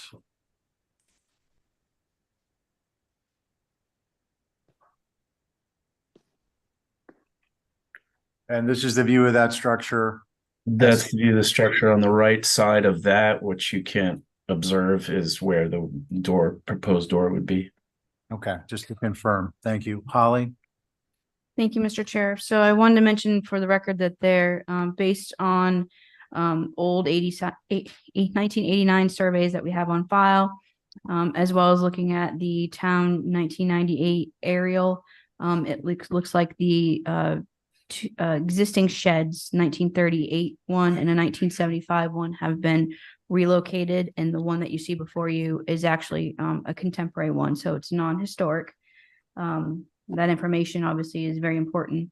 The 16 light French door, although not visible from at least Franklin or the side street, it's not appropriate on this shed. Too much glazing per building with Nantucket in mind. I would recommend taking a look at what that percentage is. But the door should be at least a 12 light with a kick panel, and only a normal size French door, not triple. Thank you. Okay, thank you, Holly. Mickey? We had no concerns. Okay, thank you. Any concerns? No, because of lack of visibility. Abby, did you want to? I had a concern about the triple slider. I think it should be reduced to at least 1 or possibly 2, but I think 3 is sort of over the top for this little shed. Okay, thank you. Joe? Yes, I'm okay with it due to lack of visibility. Thank you. Diane? I think there's too many windows there in that east elevation. So I have a problem with that. Okay, thank you, Diane. Do they have a kick panel at the bottom, and what is that? You can't see them. No, it's I think it's 15 light. I'd motion to 15, approve the okay. double doors and a kick panel. Okay. I'm sorry, Joe, would you repeat that? I said I'd make a motion to approve if it was reduced from 3 doors to 2 with a kick panel so that there are 12 lights with a panel below. May I? Go ahead, Vale. Comment. The house has 15 light doors. Mm. So Okay. just saying. Joe, how do you feel about your motion? I would be happy to revise it to just go from 3 to 2 doors that are 15 lights to match the house. Okay. On the motion, Joe? Aye. Dan? Aye. Vale? Aye. Abby? Aye. And I'm an aye. So you got 2, not 3. Okay. 41 Monomoy, omit chimney. Is Matt online? Thanks, everyone. Happy Thanksgiving. Thanks. You too. Yes. So we'll go with Matt. 41 Monomoy. You know, at this rate, we could actually get to 63. Can everyone hear me? Hey, Matt, we can hear you. When you see your site plan, why don't you address any visibility and then tell us what sheet you want to go to. Okay, thanks so much. Plan to be there this evening, but He is doing 41 Monomoy, with the impending weather, had to number 19. get off island. So thanks for taking me. Gotcha. Okay, Matt, so and just while you're waiting, just so you're clear, you had a couple that were held, but there are at least one person who's later in the agenda. So as an abutter. So we're just going to proceed through our agenda. And then when we get to you at the tail end, we'll pick up anything that hasn't been heard if we still have time. okay, that's Okay. fine. I mean, take them any order. Okay. Sorry to have interrupted. Go ahead. So yeah, thank you, Mr. Chair. So basically, we're just looking to omit the chimney that's shown on the elevation here, west elevation. That's that's the extent of the revisions. Matt, this is directly on the street. Yes. Okay, I want to start with the site plan and have the applicant address visibility, and then we go to the actual application. Thank you, Matt. Who would like to begin? Any concerns? Mr. Chair. I do. I think this was the historic renovation. We, no? No, if What's I may, next? I wanted to kind of just give you a couple pointers on that. Okay. if that's okay. Okay, you will go right after Val. Continued any question or no?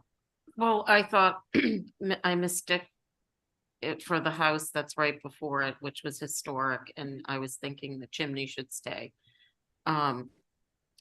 However, I like having a chimney on it. I think it needs it. That's my comment. Okay, thank you. Holly? Thank you, Mr. Chair. So this is an infill dwelling within the Monomoy Heights subdivision that was created in 1852, believe it or not. And removing removing this chimney for such a long ridge is highly inappropriate and incongruent with building one Nantucket in mind. The chimney should stay, my recommendation. Thank you. Okay, thank you, Holly. Abby? I agree. I think it actually helps this design. Okay, thank you. Diane? It needs a chimney. Okay. Joe? I agree. Matt, I think we agree. You need a chimney here. Do you want to have another shot at the size and location, or would you like to withdraw? If I could, Mr. Chair, I'll just hold for revisions, and then after speaking with my client, we may just withdraw, but at least I'd love to have the option to come back and maybe change the size of it if needed, if that's an option, but. It is. How about a motion to hold for revisions Motion to hold for revisions. on your motion? Aye. Val? Aye. Diane? Aye. Joe? Aye. And I'm an aye. That carries unanimously. We're on to 77 Eel Point, number 20. JB, is Yuri here? Yes, your eye is. Your aye. So site plan, please. I'm here, yes. Thank you. Site plan, address visibility, if any, and then we'll go to whatever you want to show us. Yeah, so this is actually an application for the beach stairs, which are visible obviously from the water only, not from the Eel Point Road. And there are existing, actually also approved wooden stairs which were straight run, and we wanted to change it to the stairs with a landing in the middle, and ideally possibly having that bottom part removable, like kind of make it able to pull it up to the top part, so it is during the so that's pretty much that change, adding the adding the landing, and it's all wood, of course. Okay, thank you. So Yuri, I have a it's, question. The existing all stair, is that for shown it. in place, or that's just laying on the embankment? It's laying down up on the top. Okay.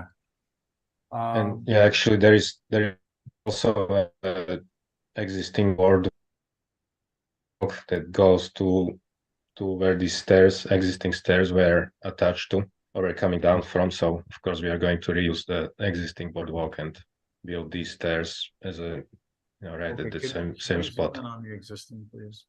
I'm still a little confused. I just want to get that cleared up. It doesn't show the whole thing. Yeah. I mean, if there's a stair there, there's a path next to it. So which is There's also a steeper? landing. So this is not actually in place, correct, Yuri? Yuri? It's not in place, no. Okay, just wanted to make sure I understood what I was looking at. So, can I have a question? Yep, go ahead, Abby. Just this dune looks so fragile. Do you have to get an okay from like an environmental? You do? Yeah. Concom has to okay this Yeah. first before. Concom doesn't have to okay it first. Concom has to address it or the work doesn't happen. Okay. Just to be clear. Thank you. And obviously our approval, if so given, does not indicate approval in any other venue. Which your eye knows. Concerns? Bill? I would like to see if there's any others in the area. Okay. Do you, are you comfortable with having Uri address that? Do we want an aerial on Google, or I don't know how we do a view is all, because you're not gonna see it unless you're on the beach. There is one showing on the photograph. This is Abby. Sorry, Abby, photograph number 4, existing shoreline. If you go to the top of the hill, you can see 2 handlebars coming up over the top, just to the right of that pine tree. But I agree. I think a view might, or more information about ones that are in this area might be. Okay. Before we go on into further deliberation, is there anyone who's opposed to a view? And what that will amount to is Uri providing images of neighboring installations from the beach. I think that would be a huge help. We Okay. couldn't walk on the beach. Well, we can, but I would like him to provide the images for Okay. all our members. I appreciate that. Okay, so how about a motion for review? So moved. And additional images Yes, please. on your motion? Aye. Abby? Val? Aye. Diane? Aye. Joe? Aye. I'm an aye, that carries unanimously. Thank you. 41 Hulbert, main house revisions, Lisa. Good evening again. Good evening. Site plan, please address those visible elements that and where it's visible from, and then we'll move on through the rest of your Okay. proposal.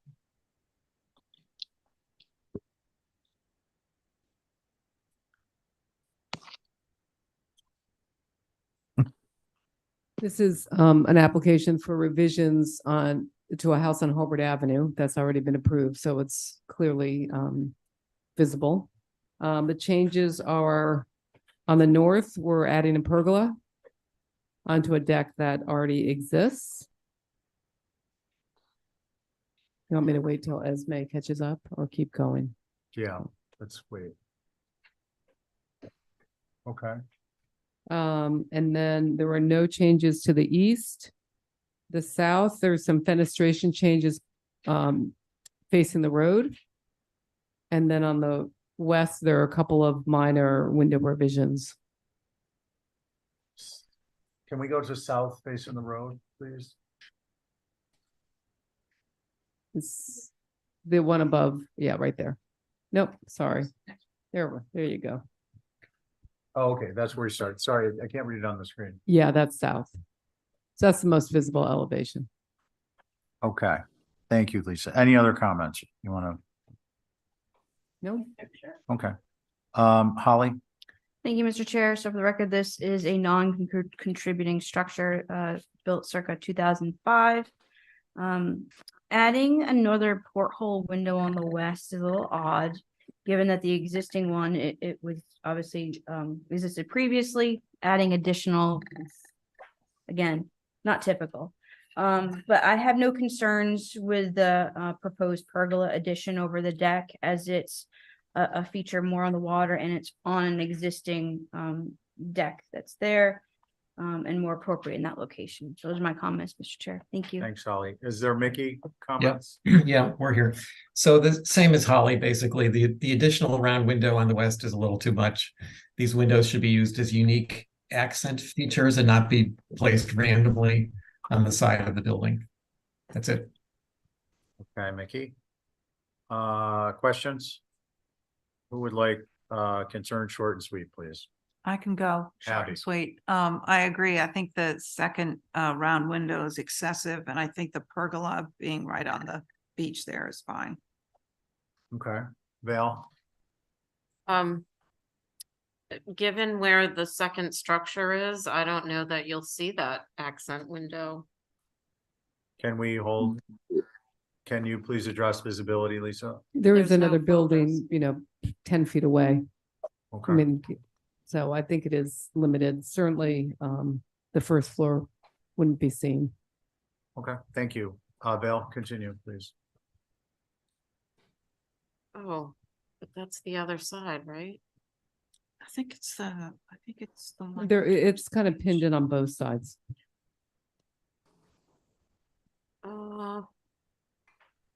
Okay. Yeah, I guess it's still, I still feel the same way, so I'm okay with it. Okay.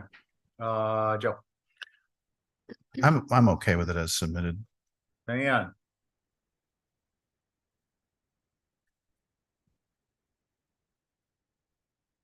Diane, I think you're muted.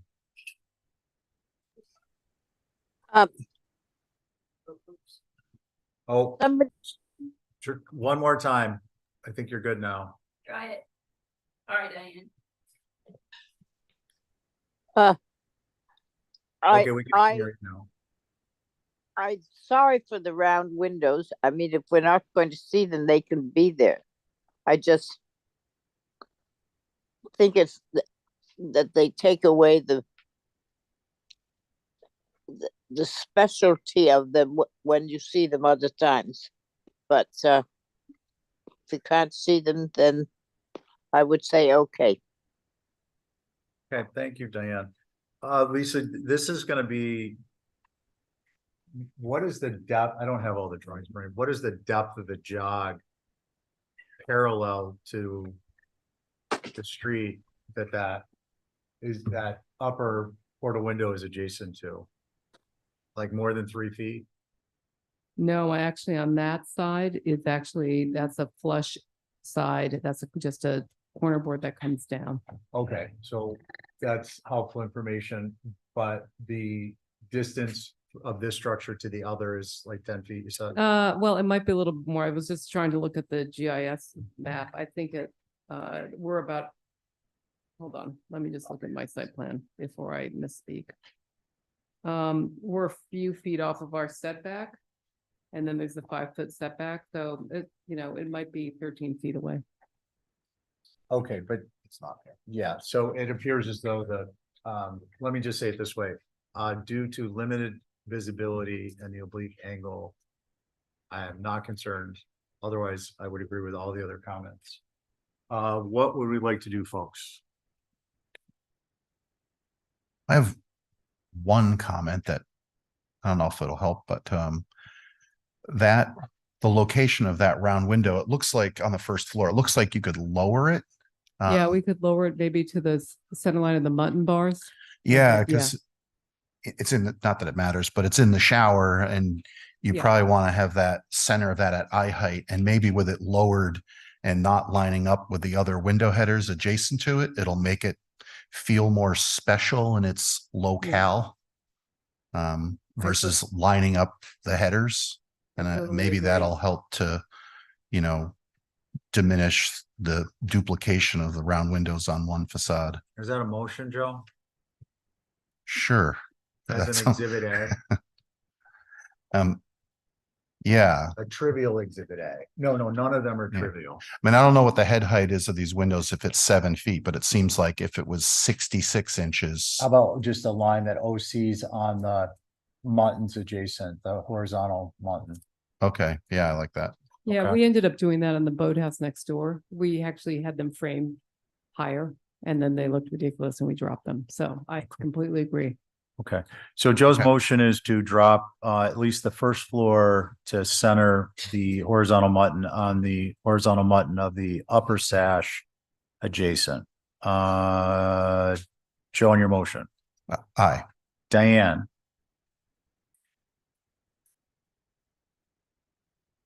Diane, I. Thank you. Val, Hi. Abby, No. Abby's a no, I'm a yes, so 4 in favor, 1 against for the record. Abby's the no, and Joe will write up an exhibit A once he gets the paperwork from staff. That is going to move us on to 27 Baxter Road, raised portion and fenestration revisions, and we have Lisa again. So same thing, site plan, and then go right to elevations to kind of point out what's visible. While we're waiting for the site plan, I'll say the major change is to raise the garage portion of this building. For a couple of reasons. One is the driveway now slopes down from Baxter Road to the garage.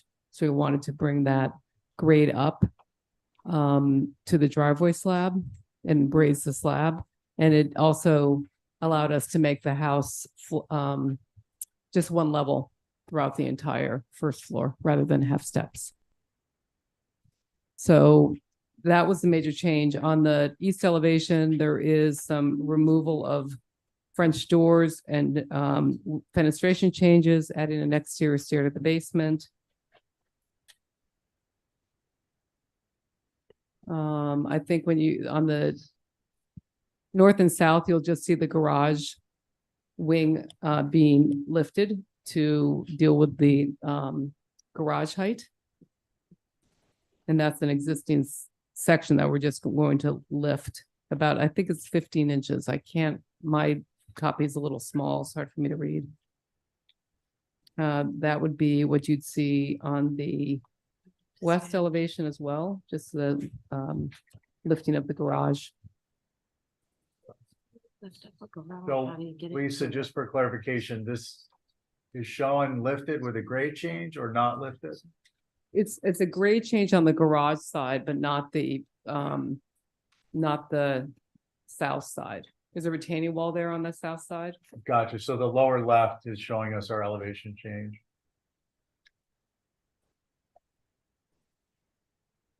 The grade change takes place on the north side, where you'll see the garage doors and the connector were much lower before in the existing approved elevation, and now we're trying to raise that up to be less of a slope from the road. If you go to the north. How do you do that? One more. Here. Yeah, so if you look at the existing condition, the garage is much lower relative to the grade by the door that you enter in. So we're trying to raise that up a little bit to prevent water from coming into the garage from the road. Okay, and retainage is gonna come off the house, or you're just gonna slope that down and around? Okay. There'll be no retaining walls. So you guys, are you catching that? So No, basically not what's at going all. on is, if you look at, where are we? This elevation, the garage is just, you know, a smooth line across. And here it's been raised up to address a circumstance at the road. And then this grade in this area will slope down and around to the front without changing what was previously approved. So this is going up by, what is the dimension? I think it's 15 inches. It 15. shows on one of the elevations. That's what's proposed. And no, there's nothing that holds that 15, I'm sorry, Val.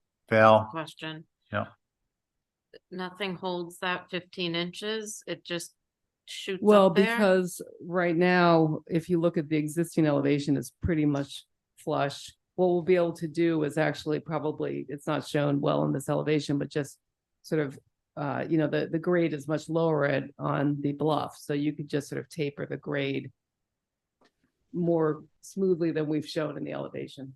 There will be nothing, there will be no retainage.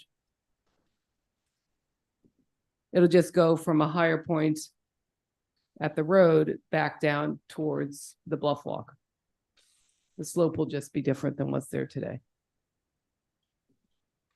So that it tapers off in two planes. It's not just left to right as you go towards the house, it's also as you come away from the house. In the area of the house. Yeah, I was talking about going from Baxter Road to the Bluff Walk. Okay. That's where the taper is. Gotcha. But I think what Val was, correct me if I'm wrong, Val, is I'm trying to understand, I think we're trying to understand how you're addressing the grade change. Oh, it's at the. Well, property for line? instance, if you go to the south, there's retaining, That exists. We're not changing. but it doesn't show on, It's on a survey. We might not show it on our plan, but that retaining wall already exists. There's a lawn out there. You're not seeing it reflected in the elevations. right? It shows on the south elevation. Okay. Yeah, on the new, but on the existing, it doesn't. Because I think the reason is because we're taking it from grade, which is basically the height of the retaining wall. I don't know what that is actually. Uh-oh. That's interesting. What's supposed to be, what's happening is we're basically, instead of stepping down, we're gonna continue the deck that exists all the way across to connect the two buildings. But that retaining wall is already there, so I don't think you would see that. I mean, if you want approval without that retaining wall changing, that's completely fine with me, because there's no reason to bring that retaining wall up as shown in the south elevation. You can see it in the previously approved south, you see the deck, that's just gonna continue all the way across. Val, does that address your concern at all? Yeah, I guess I don't have to understand it. Okay, so you're saying to the left towards the garage? If you go to that's- the, oh, sorry, Steve. No, go ahead, Lisa. I was gonna show you, if you go to the other elevation on the south and blow up the existing condition. Yeah, let's get clear on this. You see the deck that is under the triple windows and the French doors? Yeah. That's gonna remain at that height and then just continue across and connect to the new raised garage. The grade doesn't change. Gotcha. So Would it- so can we go to the next one? So I don't know why they're showing this retaining wall. Proposed, and zoom in another. So this retaining wall, shown in stone, I presume, is not necessary and not gonna be part of this application. That's right. Okay, so that I think addresses the comment you had made about it showing in one and not the other, and whether it's necessary. Any other questions or comments? Dale? No, not at this moment. Okay, Joe? I think I understand what's happening, and it looks like that wall just might have been drawn. It's actually behind you when you're Yeah. looking at this elevation. Exactly. I have no concerns. Mr. Chair, Holly? I do have comments. Okay, go ahead, sorry. It's okay. So for the record, this is Captain's Cabin. It's a shingle style circa 1904. There is an HTC survey on file, and there's also an HTC survey for the garage. It's now attached. It was originally constructed in circa 1949. Raising the existing garage portion to match the shingle style main house as they're attached doesn't seem appropriate to address runoff. The additive massing appropriate with building when Nantucket mine is lost. If they are all the same height, raising the massing to match the first floor within the main house seems to be counterproductive and removes that quirkiness of Sconset vernacular. And as far as the elevations go, it almost seems as if a cross section would be helpful for this conversation. So those are my comments. Thank you. Thank you, Holly. Diane? Well, I hate to admit, but I am confused with all this stuff. I really can't figure it out. So I will listen to what other people have to say, but that's it. I don't have it. I can try to explain it a little bit better, Steve, if it's helpful. I think you're gonna be okay one way or the other. So Okay, it's I'd just- say, go ahead briefly. Right now, Diane, if you look at the existing elevation, you enter the breezeway and then you go up steps to the rest of the house. And we're basically removing those steps. And in doing that, it also solves an issue. Actually, the issues started with trying to get the garage a little bit higher, the garage slab a little higher, but then it also solved the issue of having stairs on the inside of the building in Right. that little glass linked area that has French doors. Okay. So the large part of the structure stays exactly the way it is. Its relationship to the grade has no change. It's the little, what I would call the hyphen to the existing garage. Okay. that raise.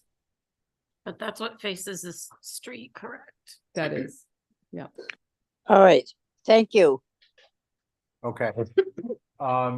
It looks to me like they were thinking this was gonna turn into a patio with retainage, but be that as it may, I think I'm clear on this one. Can we go, I have no problem with the fenestration changes here, no concerns. Can we go up to the prior elevations?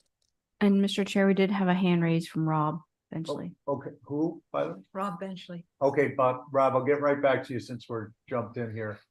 Okay, great. Can you, Lisa, explain to me the upper right, what's going on there? There used to be, I have to look at my cheat sheet here.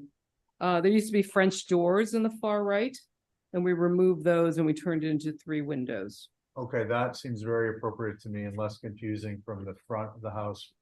So, And then we added the exterior stairs. okay, thank you. So I have an understanding. I'm good with that. Rob? Yeah, thank you. It's Rob Benchley for the Wisconsin Advisory Group. Our guidelines, talk about maintaining the hierarchy of massing, starting with the primary structure and adding on consecutively smaller masses. And we just feel that the integrity of the hierarchy gets compromised by raising that garage up over a foot on the west side, which is most visible. And so we're concerned about that.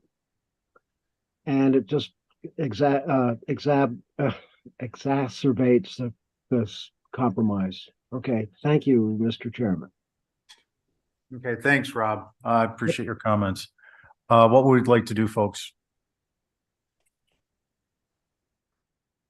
Seems like there was generally consensus on most of the points. I thought I knew how, I thought I was okay with it until we started talking about it. I mean, now- I just like to say, I think that Lisa? Go for ahead. you, Mr. Yeah, Chair, for our I think- minutes. I think the massing hierarchy is still there. I don't think that's been lost. It's not as if we've come in with eliminating the single-story massing between these 2 structures and suggesting a much taller connection with raising the kitchen roof. I think this is a pretty simple request, personally. You want I- anything with it? No, I want to What do have you- some mayonnaise. Mayonnaise. I mean, I'm okay with this. Yeah, I'm okay with it too. And I'd like to respond to what Lisa just said and just say that Sure, Joe? I agree that the hierarchy is maintained. It does shift, admittedly, it shifts a little bit, but I think given the hip roof, the single story extension, that there's quite a bit of minimal massing between the main body of the house and the garage. So I think that hierarchy is still there, even with the height adjustment. Okay, thank you, Joe. Is that a motion? Yeah, I would motion to approve it as submitted now that we've come to an understanding of what's happening. Oh, Holly? The drawings, Lisa already mentioned that I'm gonna, tag on that is, the condition would be that, there is no retainage included in this application. Any further retainage, because there is a retaining wall that exists and I can document. How about, No tall no retainage on the south elevation at the deck? There is a retaining wall there today, is what I'm saying. We're not going to make it any taller than what's there. And I'll document that with photos for Holly that she can see that it exists. That seems appropriate to me. Okay, thank you. yeah, I think if we made a motion for what's submitted, which doesn't include any retaining walls, that we would be fine, wouldn't we?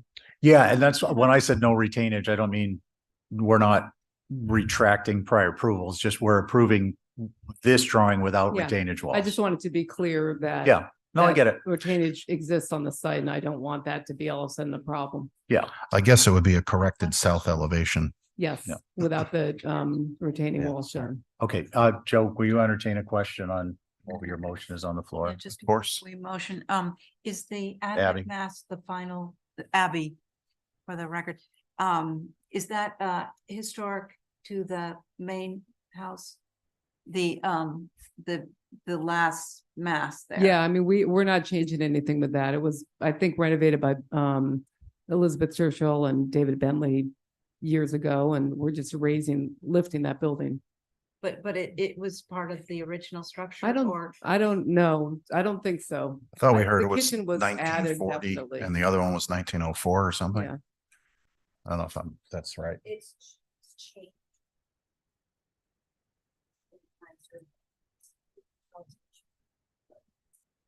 It's definitely been renovated, But there's no changes in this application other other than than height. picking it up.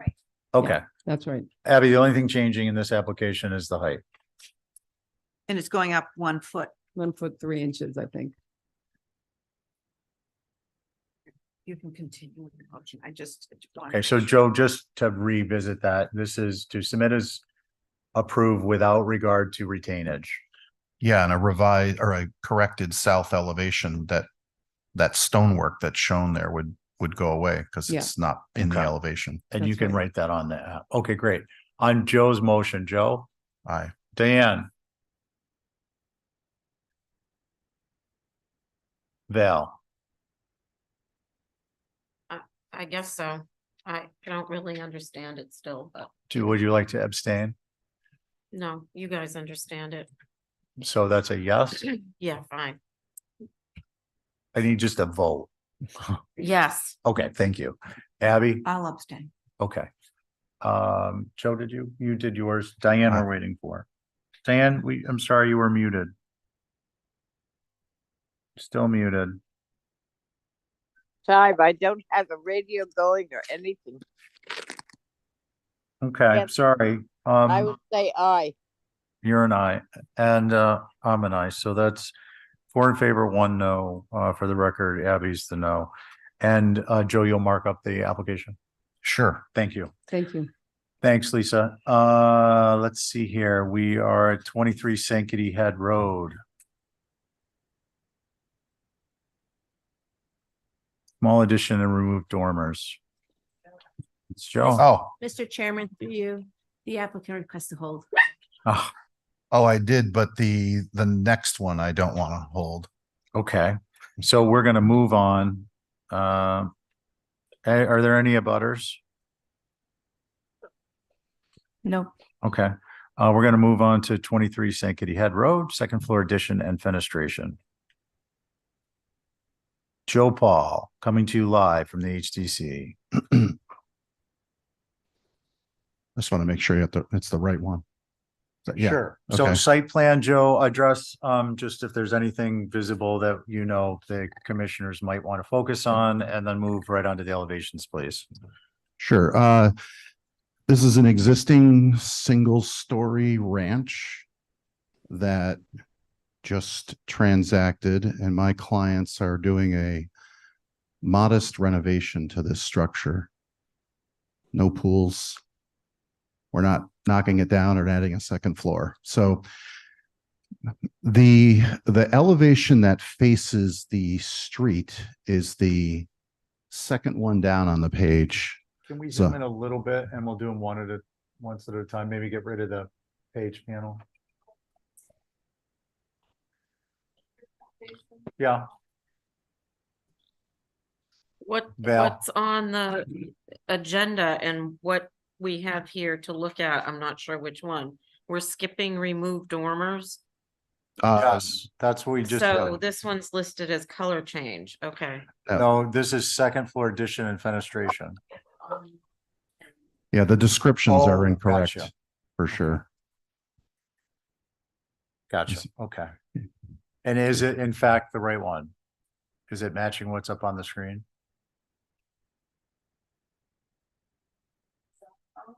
This is definitely the one that I want to review, and it is removing dormers. Okay, so we're gonna focus on what's on the screen. Yeah. Yeah, guys, we're just gonna focus on what's on the screen. And note for staff that there's a discrepancy in the digital file that'll be problematic somewhere down the road. Yeah. Joe, please continue.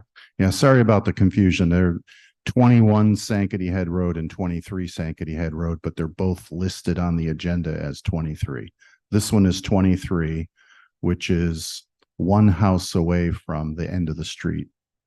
And it's an existing ranch as seen on the left, and the proposal is on the right, which is to remove existing shed dormers, remove existing skylights, and we're replacing the fenestration. We're re-roofing the house, and we are adding a door on this side here that you're looking at, which is that I can't read it. Is that the north? East upper, north Yeah. lower. Yeah. The east, which faces the water, not visible. But we're taking that little wart, that hip roof wart that's there now, and we're making that more of an enclosed glassy porch. We're adding some French doors facing the water. Again, it's not visible. No roof massing changes there other than the removal of the dormer. And then on the next elevation, you see the side view of that existing hip roof extension on the far left. That's going to get glassed in. There's existing bays that are kind of a character defining piece of this house that we're keeping. We're adding a new entry door on this side with a little pergola. And then on the right side of that long elevation, there's a 70 square foot single story addition that's a laundry room that has this little porthole window in it.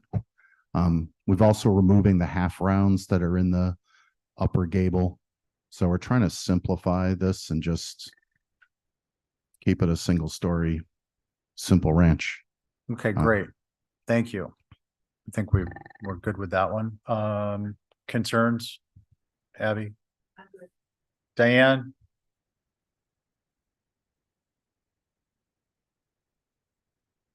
Diane, you're muted.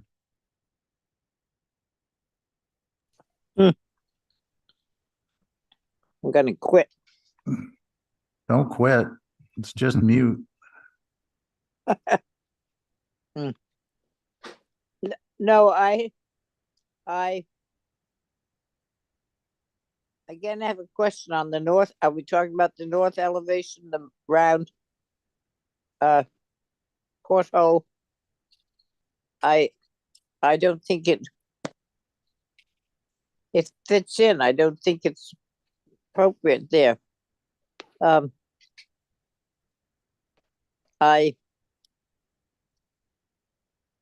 don't know. I perhaps think of the existing better than the particularly on the north elevation, that I like it better than the proposed. So I don't know. I'll listen to what other people have to say. Okay, thank you, Diane. Val. Sorry. I don't really have any concerns, frankly. Joe? Oh, there you are. So Joe, I just have a question on the north elevation. That stone is field stone?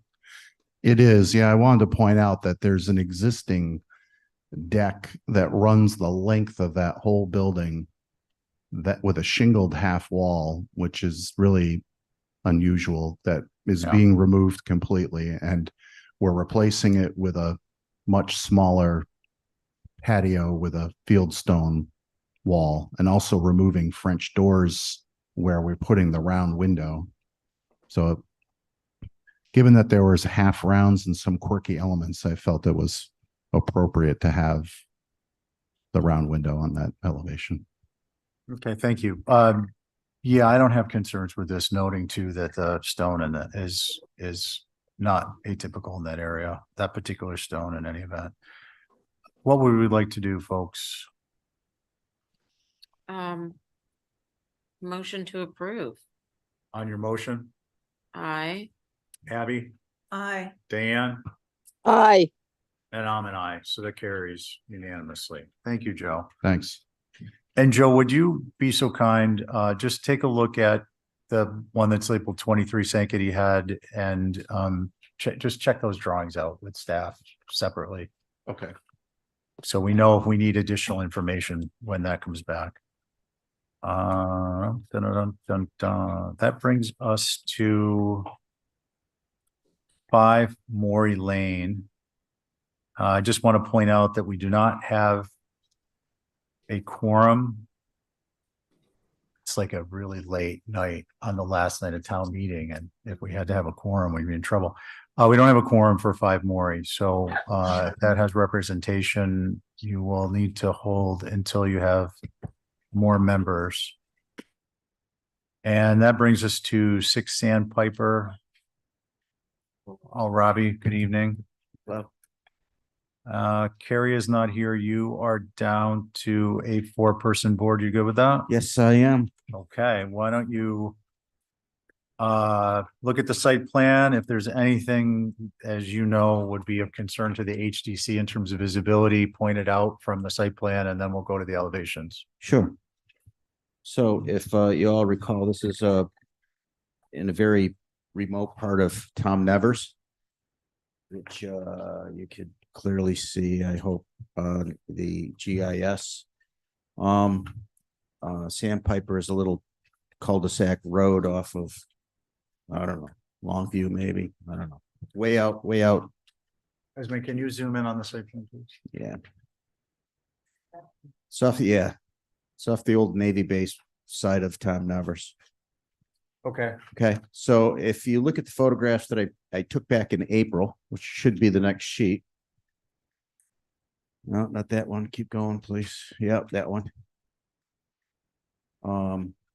You can see from the cul-de-sac, you can see the corner of my red van there.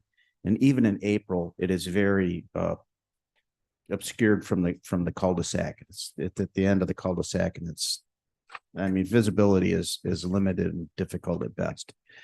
So I think that they have put the comparisons of existing to the newest version last, I think. Esmeralda could be the last sheet. You just scroll through, hopefully we'll. Oh, yeah. One up. Yeah, one up. Those are the pictures of the interior, those little funny windows that we've all been struggling with. So the depiction on the right-hand side is reflects the modifications that we discussed a few weeks ago. Left-hand side elevations are existing. Middle should be one of the other attempts that they did. So you can see that especially the driveway side, which is the elevation second from the top, right-hand side. They've straightened out that hip porch, connected it over to a 1-story form on the right-hand side that has a broke-back form, which breaks up that very steep gable that they were trying to get to work. The slope of the roof has been reduced. I think it's to 10-12, and all the original form was at 12-12. I think that softened it up quite a bit. Had them straighten up the fenestration on the right-hand side. The dormer's much more balanced. Got the 4 windows underneath. Straightened out the line on the porch. And the same thing on the rear elevation, which is at the bottom elevation. Gotten rid of that awkward dormer that goes and lays onto the main form. Broken it up with a gable dormer, and was able to save the headroom in that space by pushing that shed dormer back and connecting that over onto the that main gable form. So sounds like a good description. Okay, good. I have a question. Okay. So your second set of elevations down, that's viewable obliquely from Sandpiper, correct? Obliquely. So the van in that photograph, the van was parked basically where the front porch is. Yeah. Towards towards the west. The right side is of the, as you're looking at the page, is furthest away from you, Yep. correct? No. As you're looking at the page, the elevation to the right, the south elevation sort of faces the cul-de-sac.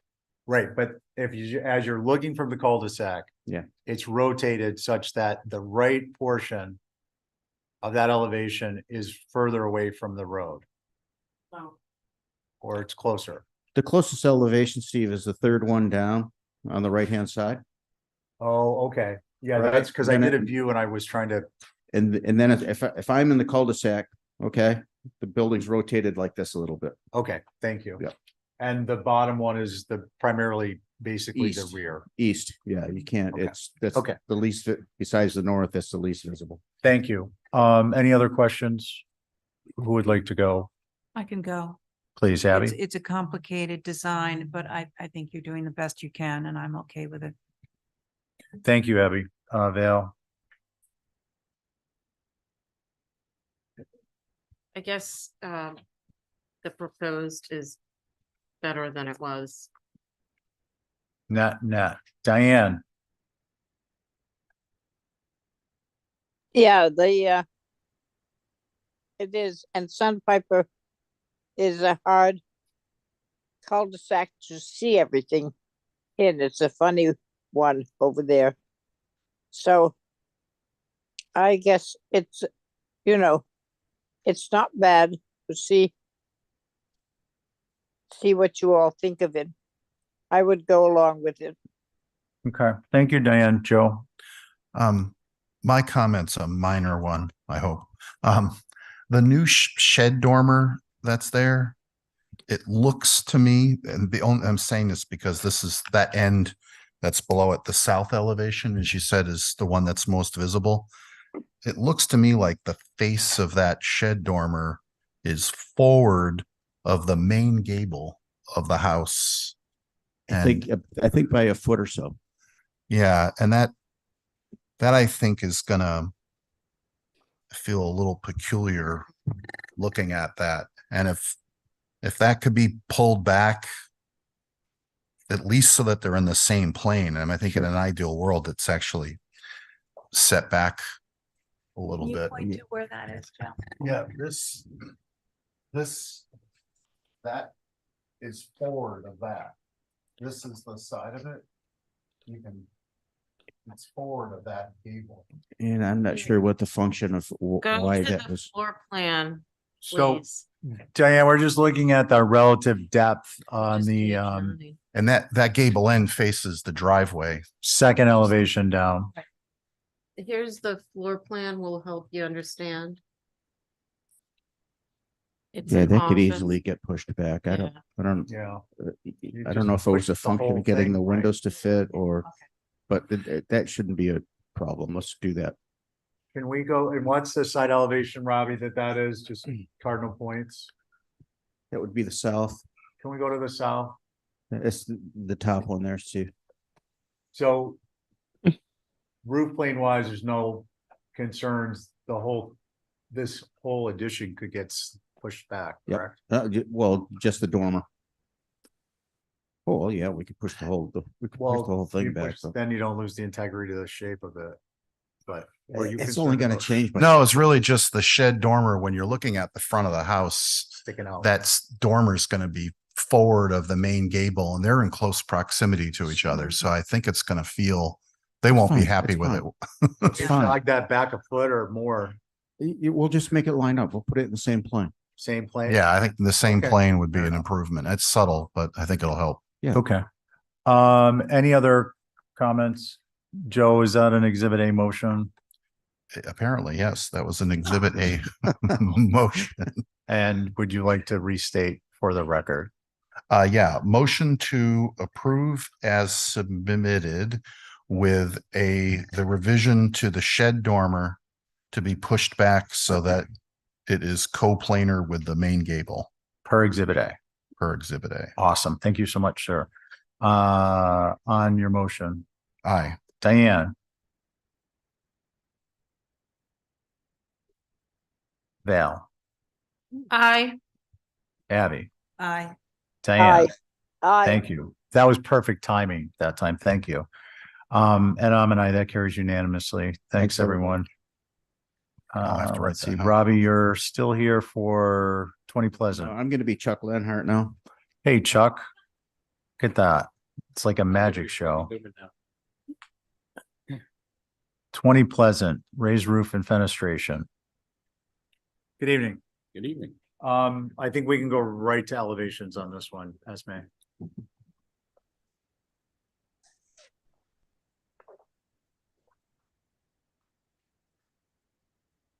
Sheet number 3 would be ideal.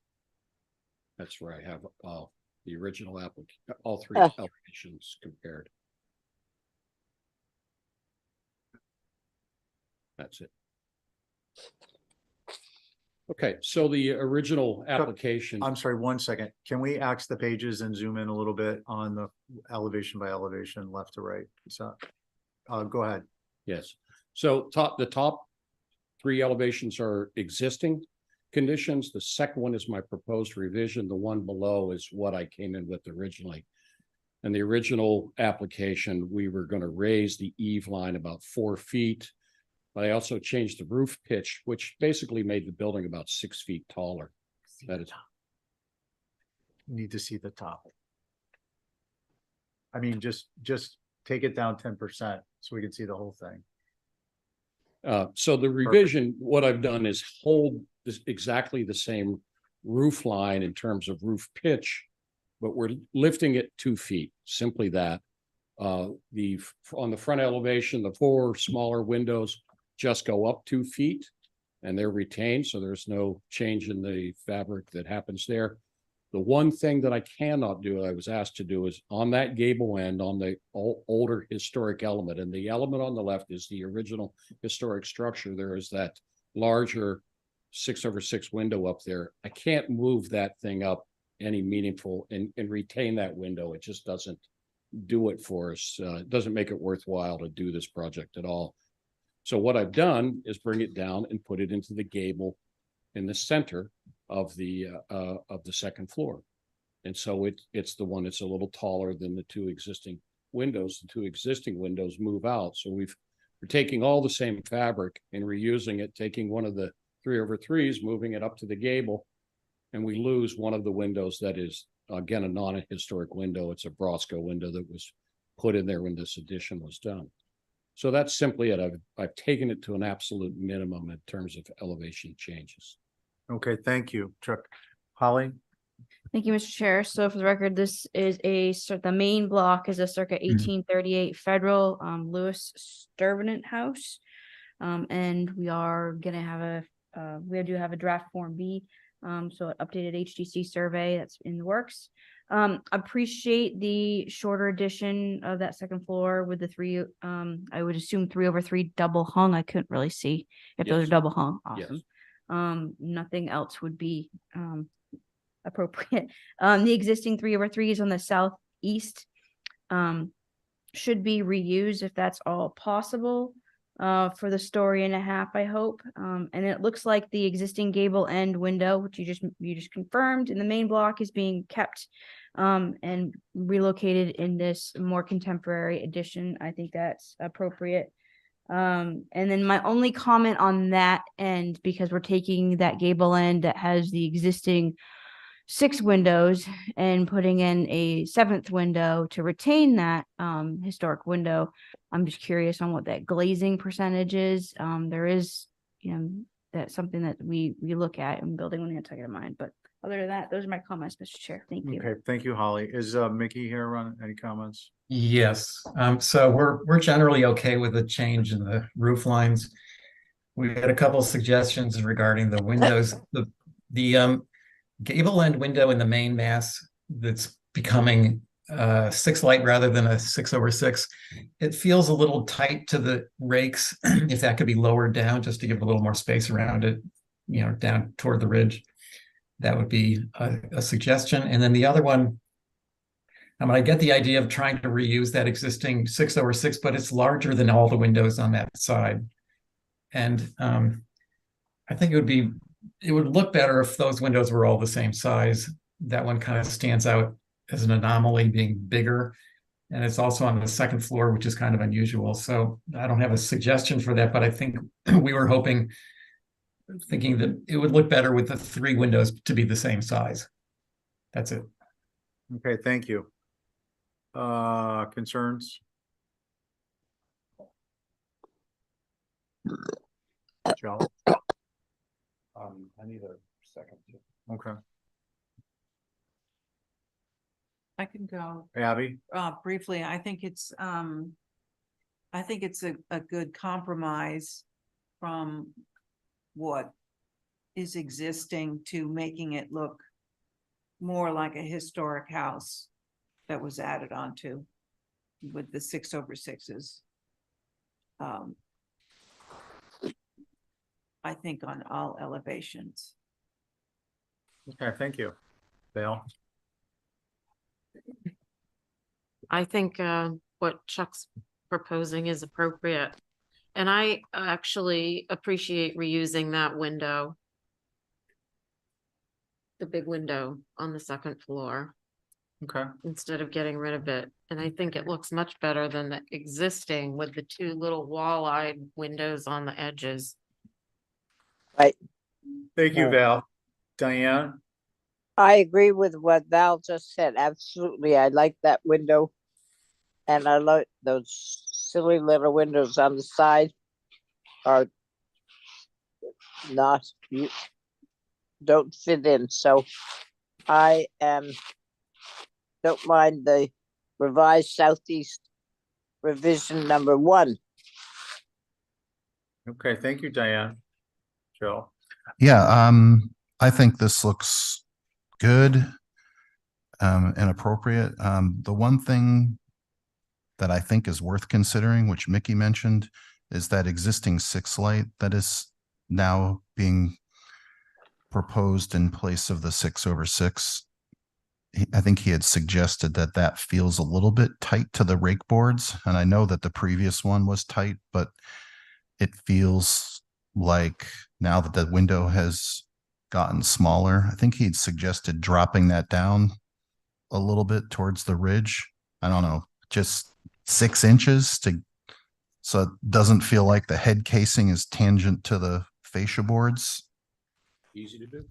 Yeah. Yeah, I would agree. 6 inches would separate it. Yes. I don't know if my fellow board members agree, but Mickey mentioned, I think it's a good idea. Okay. Thanks, Joe.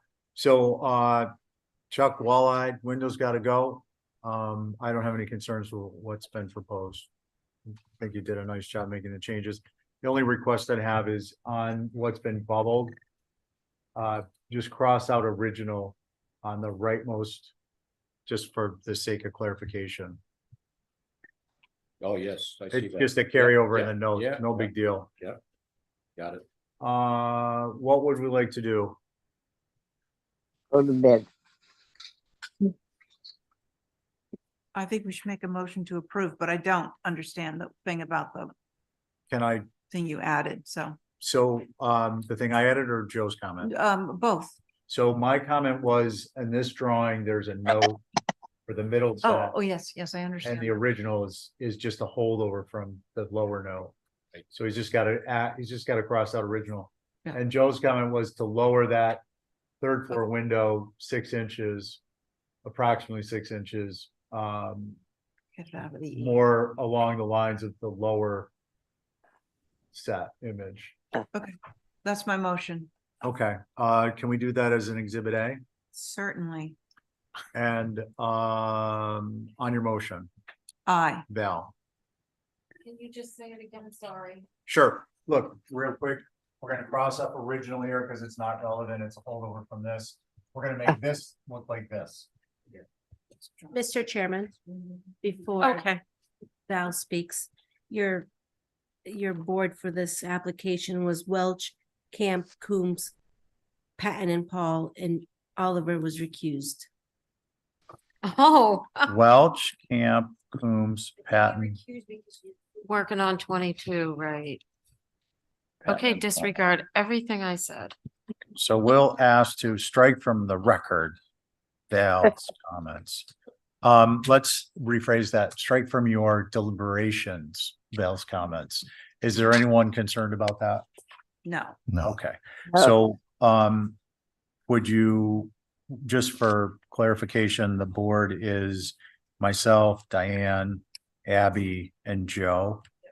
And, we would like to get the motion restated as Exhibit A, correct the annotations and lower the third floor gable window approximately 6 inches per That's my- Exhibit A.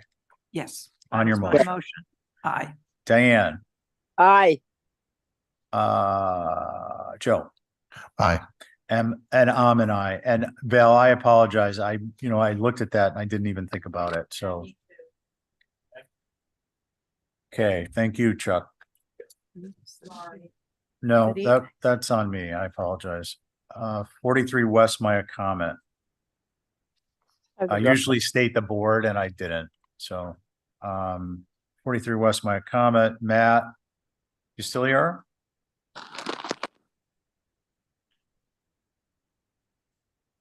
If you're here, your board is myself, Abby, Diane, and I'm here. that's it.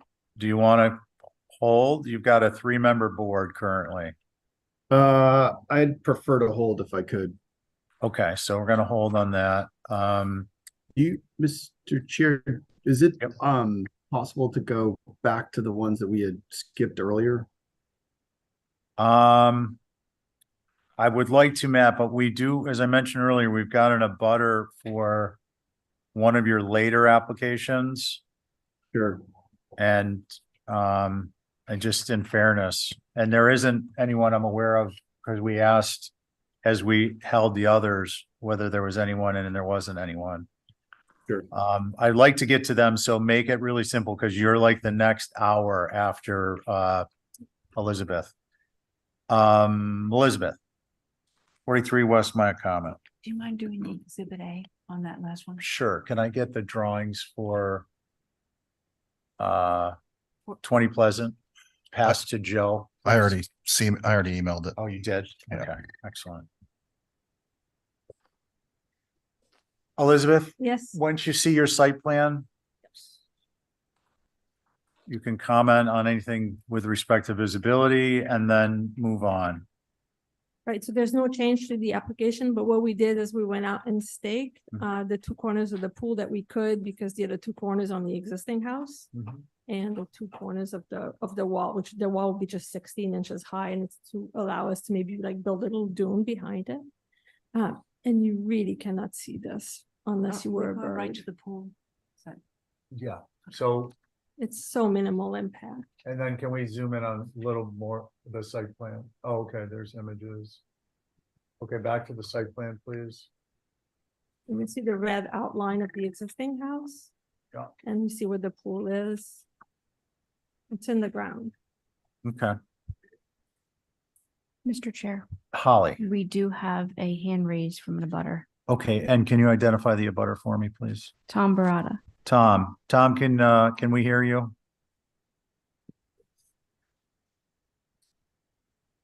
Try again, Tom.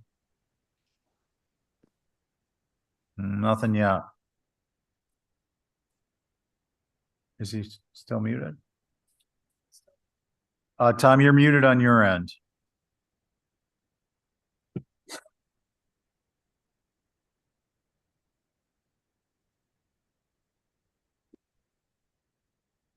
It'd be kind of neat if there's like a little buzzer mechanism and you get like, Well, I hit a button that says ask to. I'm not saying zap the person. Well, actually, Yes, I think. Maybe I am. Want to.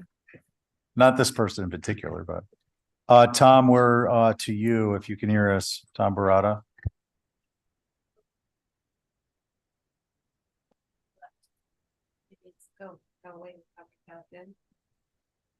Yeah.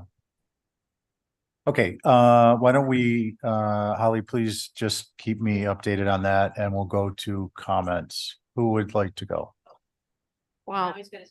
Okay, Tom, we're gonna come back to you if we can. Can we hear you? Okay, does that, There we that go. work now? Yeah. Does that work? Sorry about that. Sorry You're about on. that. You're on. Zoom features. Yes, I was making a comment in regard to the fact that, yes, I do believe they did stake all that out, and It is my understanding that that walls is, from what she says, is going to be 16 inches high. However, it does look like they're going to be raising the grade there.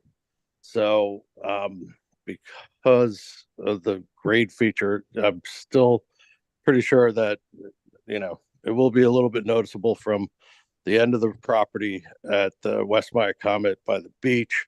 And also, I guess I was advised by the local popcorn community at home that I was used some inappropriate words at the last meeting. So I just don't feel that that wall seems what it should be out there, that there are no other structures that have stone structure, seating or anything like that. So I don't think not exactly sure which word to use now. But anyway, I don't believe that's should be there.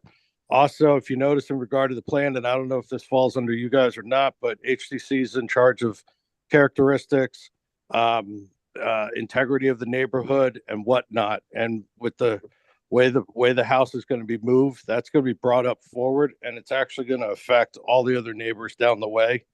One thing about HTC is, what views of structures are for both next door properties as well as the community in general, and it's really going to change that landscape in regard to how that siting of the area is going to be. And I'm told that siting falls under this planning board for their decision for the special permit. Other people tell me siting also falls under HGC because it affects the community in general. So I'm not exactly sure whose responsibility that is, but I definitely want to express that. And I know the other neighbors down the way have the same concerns as well. Thank you. Thank you, Tom. And we appreciate you not using that word. Who would like to go? Oh, let me just double check here before I put my foot in it again. Commissioners to be added later.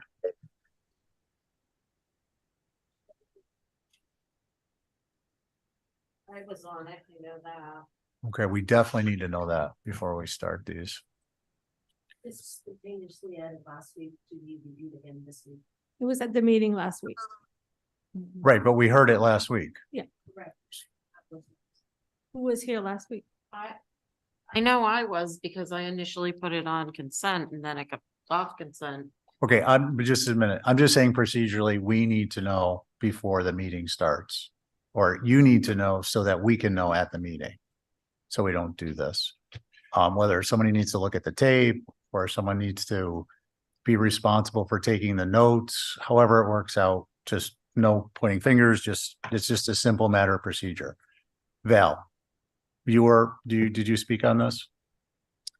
Yeah, I did. And we were gonna view with the stakes and. Okay, wait, one second. I'm sorry. I'm just establishing the board. So you spoke. Okay, yes. Abby? I was on it. Okay. I was not on it. Diane, did you speak on this? Do you recall? I don't recall. Whether we're talking about 43 West Maya Comet, right? Cool, yeah. I have spoken on it many times because I asked way back when that the pool be moved. No. No? But so we picked it up last week as a new application. Right. And do you recall speaking on it at the last meeting? It says I did. That's all I can go for. I don't know. I'm sorry, Diane. I couldn't hear what you said. I said I don't know. You don't know. Okay. Yeah, that's consistent with what you said before. Okay. Just if you're not certain, you're not certain. So I was on it. So you have currently a 3-person board and Val, Abby, and myself. I believe Ray was here. I was here, by the way, and I listened to the whole conversation. So Joe would but I be an didn't speak on it. alternate. Right. So you would have Val, Abby, myself, and Joe. If you waited, you would have Val, Abby, myself, Ray, and Joe. I do not need to wait. You do not need to wait. Okay, just to make sure, one, we have the board established, and two, you make it a good decision. Comfortable with the people that I. Okay. So having established the board, Val, Abby, Joe, and myself, concerns? I will admit I did not. Sorry, Val. I will admit I did not go and view it because I forgot about it. And I don't know. I know I just didn't see it on any sort of a list to view and I just forgot. So Okay. And Abby? I did not go and view it either.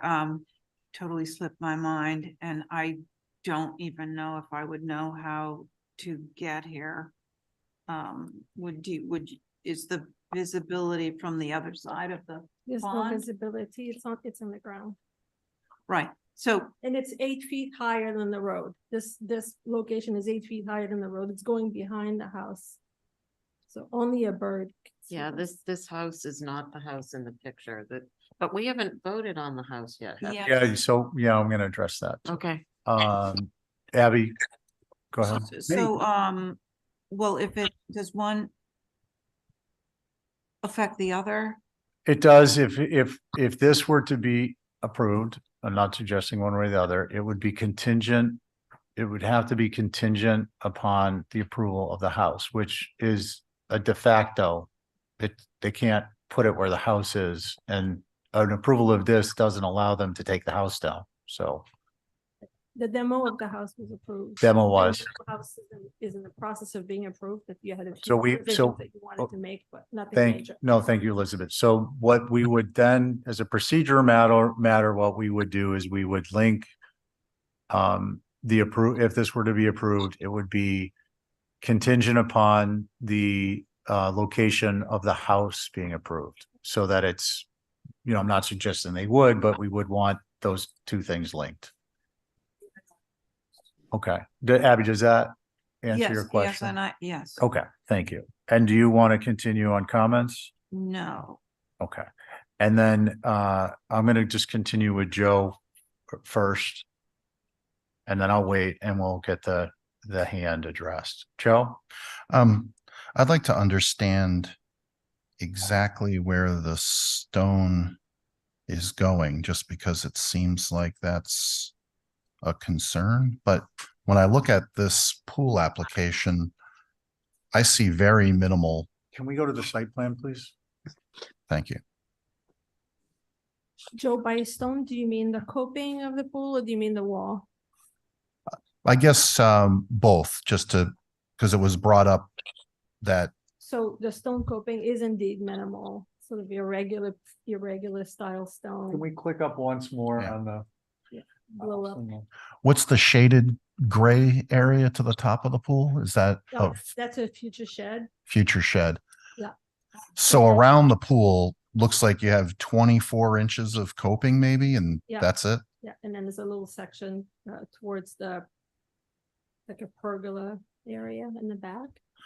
And then the little wall is the 2 points on the left side of the house. Right. It's an outdoor fireplace.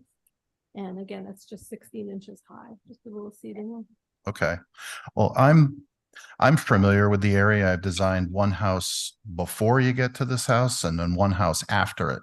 And it's tightly controlled by MISA, if I remember correctly. In fact, you can't build during certain months. And I think a lot of this vegetation is going to have to stay undisturbed and tight to the house as it's illustrated.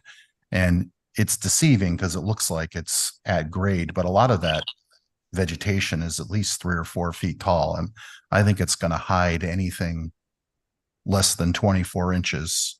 And if it's viewable from a great distance. So I don't have any concerns with what I'm seeing. Okay, Joe. Elizabeth, I don't see, can we go to the application, please, to the grade section? I did not go to view. I had a family issue. I was off island, so this just went out the window. So just to be clear, I haven't seen it.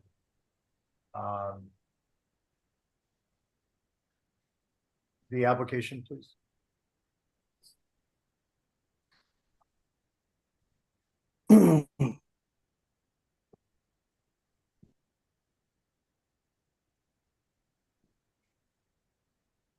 All right, so that needs to be included too.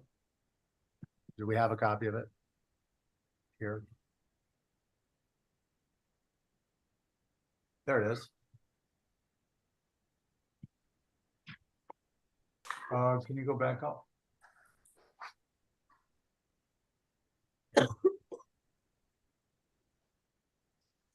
All right, so I don't see a grade change here.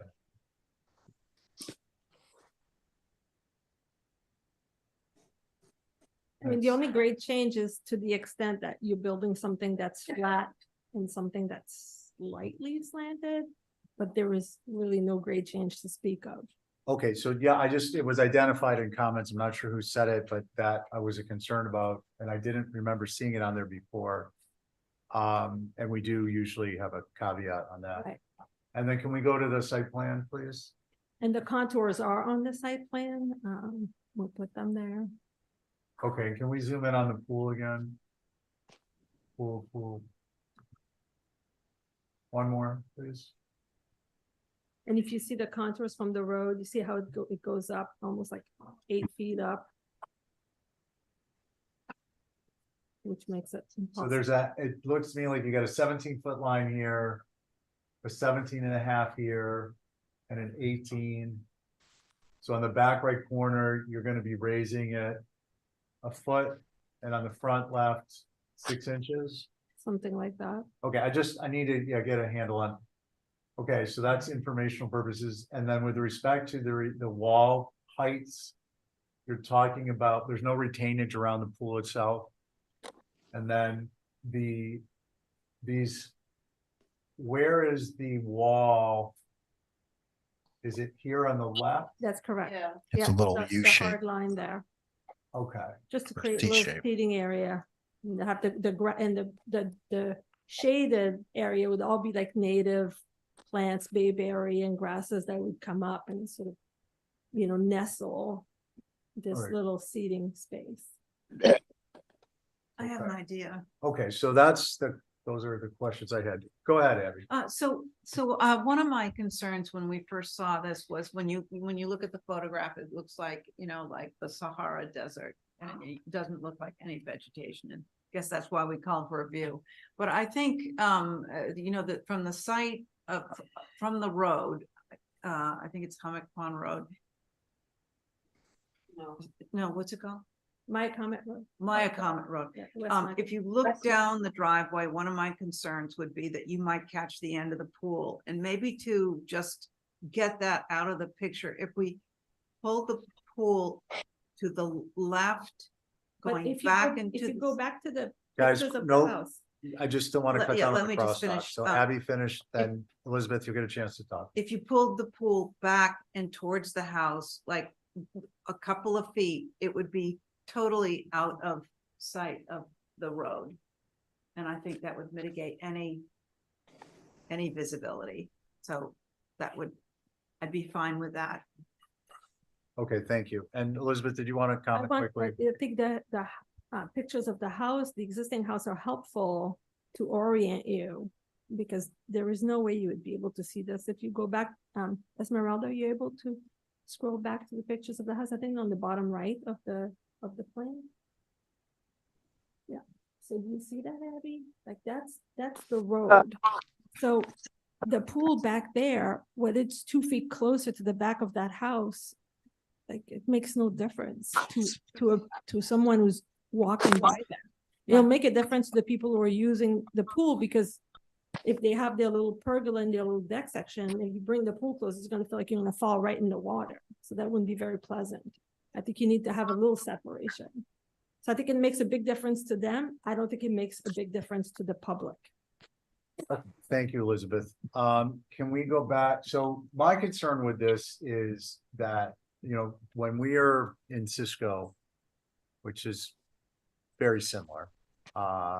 We almost, I would say, not almost, without exception, request vegetative screening. If this pool is higher than the road, which you've said it is by approximately 8 feet, without vegetative screening, or fencing, you're looking at people at their pool, which, people can walk around their yard in their tank tops and their bikinis. But there is a character and setting element of having a pool without the activity being screened. So that is a concern. I think it's a reasonable and legitimate concern. I think that the stone, is there any evidence of other applications of stone in the area for retainage? I mean, it's the Moorlands Management District. It's a very sensitive district. That's not our purview. Right. But with respect to stone, I'm not aware of all the other Concerned. applications out there. okay. There's Okay. a stone chimney a couple houses I got to down. get, Stone chimney. Okay, Like a fair enough. So fieldstone. that, just a simple question. I appreciate the answer. Okay. So those are my concerns. What do we want to do, folks? I have a suggestion since I didn't go out and view either because I didn't sit on this last, and it sounds like none of us went. And the last meeting, there were 2 neighbors here, one being Tom that is on the meeting right now. I think we should go back out and do a view, having talked through this. I think we owe it to the abutters to do it. And actually, Joe, before you I apologize. I just see, I'm looking at the screen now and I see Tom's hand is still up. And I don't know if that's residual or if I owe him a Tom. Yes, are you there? Yeah, go ahead. Okay, Sorry. yeah, I just wanted to make comment. I mean, they speak of the fact that the road is, it's 8 feet above the road and whatnot. You're not going to see it from the road because it's 8 feet above. Yes, the driveway is lower than the house. However, if you go around the edge of the corner to the other end of the property by the beach, that property that's in front of them is land bank property, which can be maintained by them. And that is actually the same grade. That road that goes around is the same grade as the house sits on. So theoretically, that's a flat land looking straight across over at the house. So at the bottom of the driveway, yes, it is 8 feet lower or relatively according to the topographical. But if you go to the other end of the property, because it's a pork chop shaped property, it is literally flush with the road. I just want to make note of that because the full information. One side of the property, the road's lower. Other end of the property, it's at grade, and you will see that if you do go out and look. Thank you. Thank you, Tom. And I think that brings us back full circle to A view. we need to go out. I would suggest don't put up hang some marking tape after tomorrow's storm. Okay. And then we will all go and view it before the next meeting. Walk off the turkey. Yes, Val. And I think what happened is because we're having our minutes issue, usually you call in and say it's staked and we get notified. Well, right? We did notify. Or email, right? Yeah. And so not You having that, I totally, Contact staff? yeah. Did you contact staff? Yeah, they know, like we. Okay, so we need to, Yeah, they knew. did we get a view? No? Adrian did. I didn't get it till Friday sometime in the evening. Okay, so, would you please, as soon as it's up, and then please forward us the email when you get it? Okay, just so we're all on the same page. Just Okay. to, Okay. And what's staked is the wall, is that right? Or is the pool staked as well? Both corners, like we marked where we stake, so there's those 2 dots and those 2 dots. Ah, Yeah. okay, We can't stake in the house. And great. Elizabeth, would you be so kind, just include the annotated site plan with your email saying it's staked? Yeah. And then whoever you'll be able to open it up on your tablet and look at it. It'll just be simple for everyone. It's this plan. This is. Yep, on the table. perfect. Just Okay. to make sure we're all on the same page. Thank you about that. So we're, Oh, boy, that was a long one for review. Thank Can you. I, can I get a motion for review, please? Joe, that was Motion your for idea. review. Joe, on your motion? Aye. Val, Aye. Abby, Aye. and please email Ray Esme and let him know to mull it in. Okay, thank you, everyone. North 19 North Water. Matt, are you here? I am here, Mr. Chair. Hey, Matt, let me put this back to you. Are you interested in moving up your 63 Halberts? And then moving your I think it was 2 and 4 and 6 Highland into the lineup after the Halbert? Sure, I could do that. Okay, so why don't we move to, because you're the next several. Why don't we move to 63 Halbert Ave, number 10? Main house, Camp Oliver. Paul. Matt, you've only got a 3-person board. Camp Oliver and Paul. And yeah. For both. You know, again, yeah, I hate to hold it, but I think that, you know, obviously with a 3-person board, I'm actually completely confident in the board, but I do know that, you know, with a 3-person board, if there is an absence with a 3-person board, it can cause delays in the you know, in the future. So so I think I would, I mean, it's a little bit of a risk. I mean, I do, if I could just say that I think that we did make all the changes that the board had requested. But I don't know. I think I'd feel more comfortable with a 4-person board at a minimum, just because if there is an absence, then I'm really out of luck. Okay. So if I No, that's okay, Matt. I get it. That's, you know, why we want to identify it, I guess. But just before we move on, do we have any idea when if Carrie's back soon, or is she traveling for extended period, or? Mr. Chairman, this is Esmeralda for the record. I believe she should be back by next week or first week of December. Okay, and do we have any word on Connie as if she's traveling for any extended period of time? Not that I know of. I also want to add, Mr. Chairman, through you, that these applications, 19 North Water Lot 7 and 19 North Water Lot 11, they also have hardscape applications tracking with them, which were not hence signed up on the sign-up sheet, hence they're not on the agenda. Okay, thank you for that. And we're going to backtrack to that. So right now, 63 Halbert, Matt, you want to hold off on those? If I could, Mr. Chair, yes. And what I was trying to ascertain is whether we would be meeting, well, these will be on the agenda for Tuesday, whether we would have a quorum. So my suggestion would be to call into the office Tuesday to check to determine whether there's a quorum of members anticipated. Okay. I mean, I think at that point, if it's next week and I'm still to a 3-person board in the interest of moving forward, we probably would move forward just because it's been a while, but my hope is that one of the other board members will be present. Okay. And then also just for the abutters in the audience, the best bet would be to reach out to staff Tuesday during the day. I did today. Okay. I traveled back speeding today.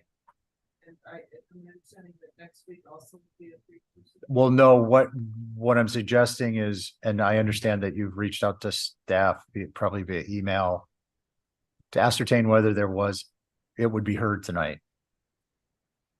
I don't know whether there will be a full board next week. That's why I was asking staff if we knew about extended vacations. So I would say reach out and maybe CC a couple of the different members so that if somebody's out of the office, it's not in an inbox and you're not.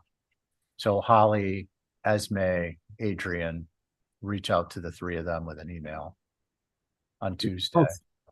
Also, okay, Matt, sorry, yeah, she can reach out to me too. We've been in contact. We actually had the good fortune of running into each other, and have talked about the project and have been exchanging emails. So we're more than welcome to reach out to me too before the meeting, if that's helpful. Okay, fair enough. Yeah, I just don't want to have a repeat where you've got somebody coming down and sitting and okay. Well, that's very unfortunate. It is. All right, Matt, so we're gonna go back to, I think it's 32 Pocomo was the first one.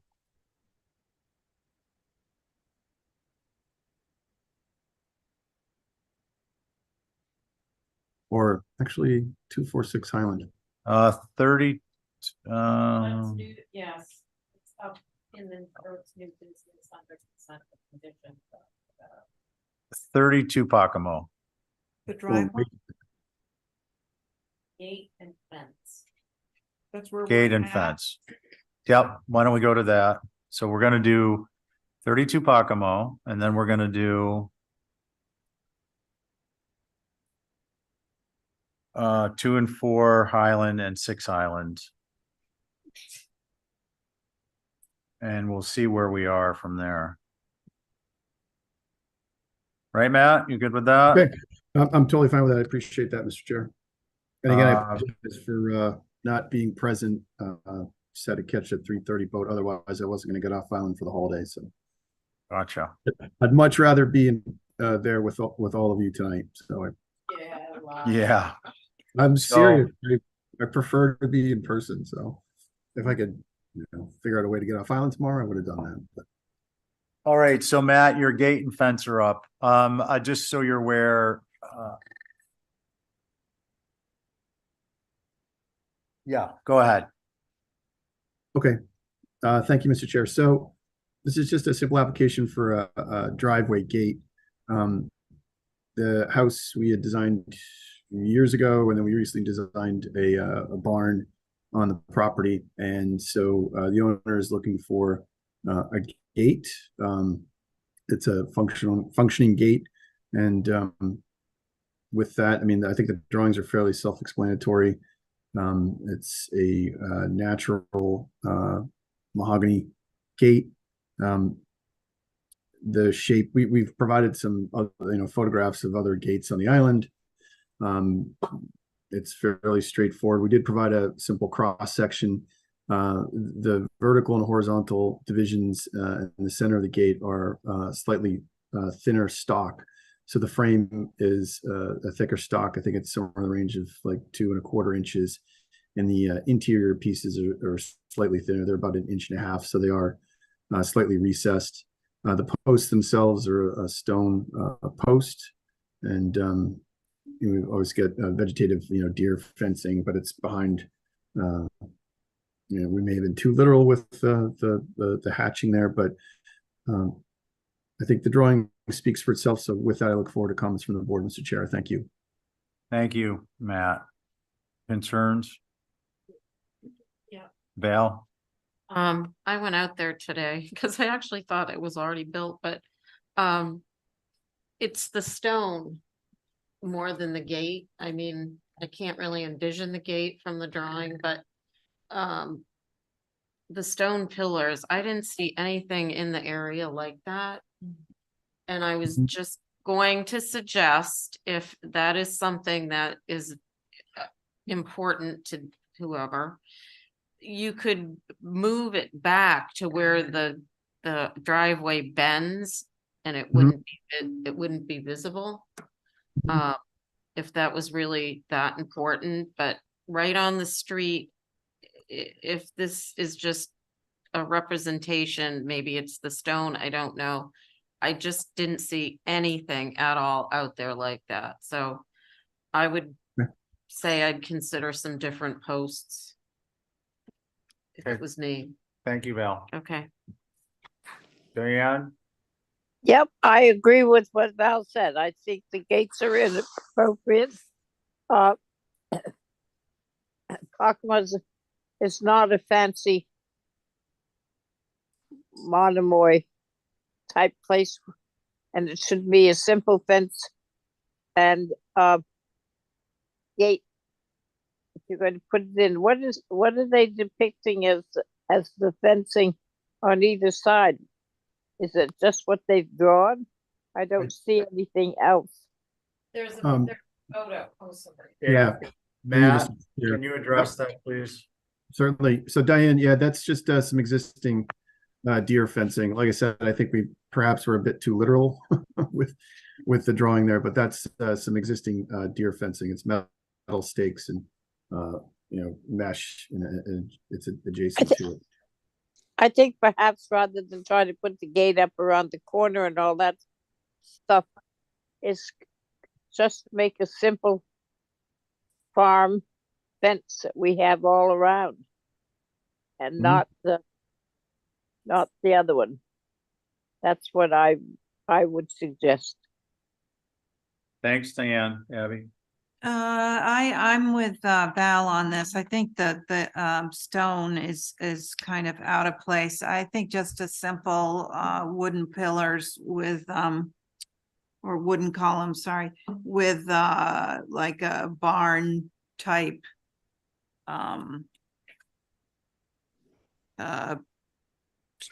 a barn type gate, whatever that's called, slats, and maybe one Crossbar. Like yes, this? one Like yes, like 91 Tom Nevers, or maybe it's something a little more like rural. Toned down, simplified. Thank you. Yeah. Thank Joe. Yeah, I agree with what's been said about toning down. I like Val's idea of getting it off the street and making it back from the street edge a little bit. I think that's a good idea. Yeah. Okay. I think that would give you flexibility in design. Thank you. Can we go to the site plan, please?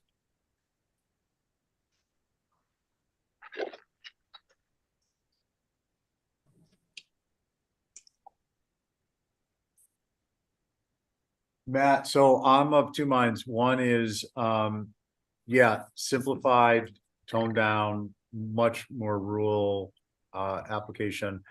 I think if it were, and even so, I think it needs to be pushed back.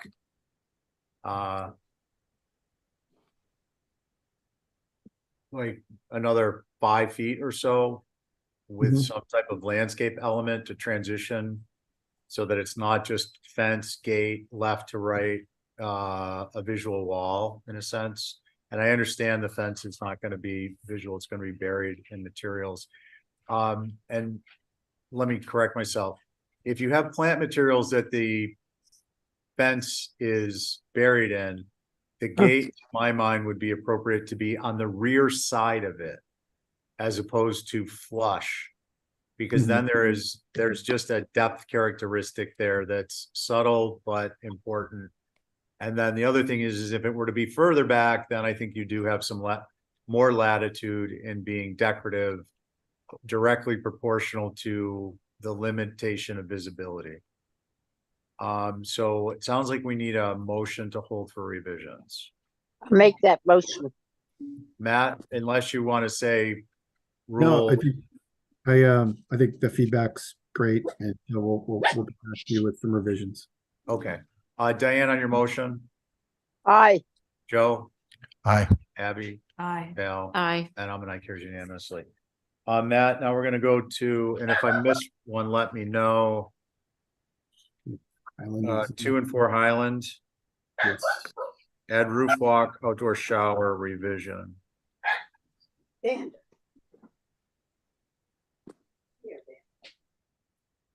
Where are we? I'm getting. We are on new business 1114, number 10, 2 and 4 Highland Ave, add roof walk, outdoor shower revision. Or do you think we'll go to 8:30? I just concerned about my dog. Yeah, well, we can We go all the way to 8:30. soldier on if you're not here. Okay.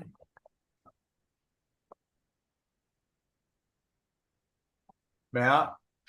Okay, Mr. Chair, thank you. So this is an application for 2-4 Highland. This is a structure that's been approved.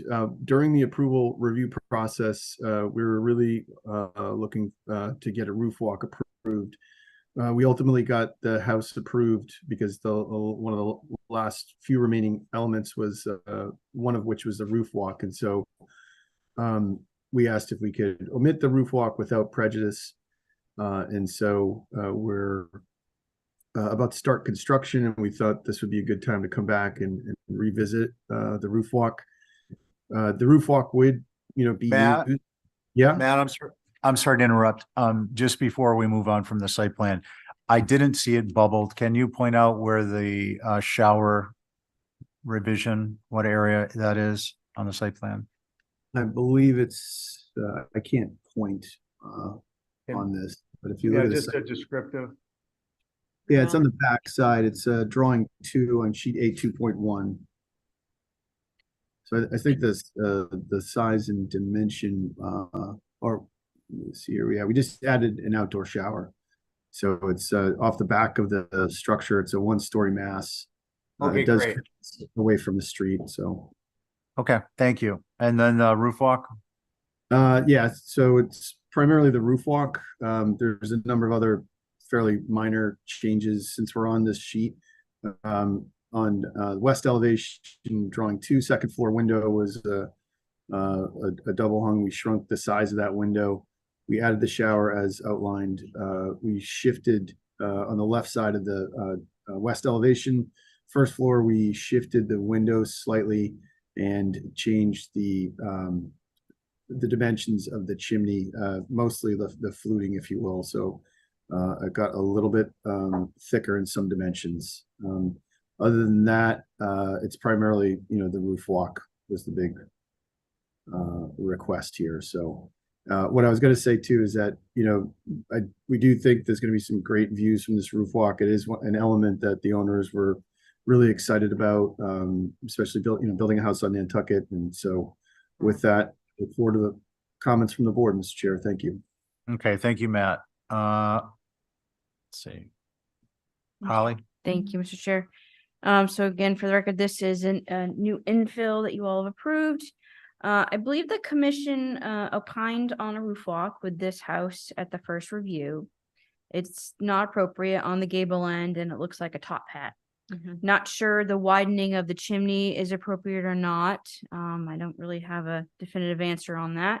I have no concerns with the outdoor shower if natural to weather, and no concerns with the fenestration changes. Thank you. Okay, thank you, Holly. Concerns? What about Mickey? Oh, Mickey, anything? Yep, thank you. So Thanks. kind of the same as Holly, with the roof walk is just too wide, and adding it to the top of this house makes it feel very massive. It's really not appropriate. If allowed, it should be narrowed down to a more traditional width of 8 feet. And the chimney also feels a little bit too wide and modern on this house. Thank you. Okay, thank you. Val? And questions or I can comment? You can do both. Okay. I agree about the roof walk, and maybe what's not helping it is the posts seem rather minuscule. And I really think when this happens is when it's a steep roof pitch and the legs get so much longer than the railing, and it always looks awkward. So I wouldn't be in favor of this roof walk in this configuration. I did have some concern about the chimney, but looking at it again, I think it's probably okay, and the shower is fine. So for me, it is the roof walk. Yeah. Okay, thank you. Abby? Yeah, I agree completely. I think for me, it's the roof walk. You've got a beautiful design here. It's really working. It just is taking away just sitting on the top of that sort of steep-ish gable. If it were running the other way, if the long way might look better, but honestly, I think it's taking away from a really nice design. Thank you. Joe? Oops, sorry about that. I have no issue with the fenestration changes and the shower. The chimney, it says painted white. Was it always painted white? Just curious. I believe it was. Okay. I feel like it just needs some work at the top with a cap. On the roof walk, you've got a wood roof that's happening on this house. So I think that if it changed in dimension a little bit, and if it was all natural, thinking about it all natural with the wood roof and maybe a 3D picture or two of that. I don't think there's one in this application, a 3D view, but I was going to suggest, yeah. I think seeing that and thinking about the materiality may make me feel more comfortable with it. That's it. Thanks, Joe. Yeah, I'm not gonna be repetitive. Chimney, okay with the roof walk is the concern. And I think, additional imagery would help. I'd like to see a skirtless version if you're gonna do images, and, I think changing the post thickness, I'm not sure. That could be a double-edged sword. I'll make a motion for more graphics on this roof walk, and maybe you can change our minds, but right now it doesn't look like a go, except for the other things. So I would make a motion to approve everything but the roof walk. Or do you want to come back for?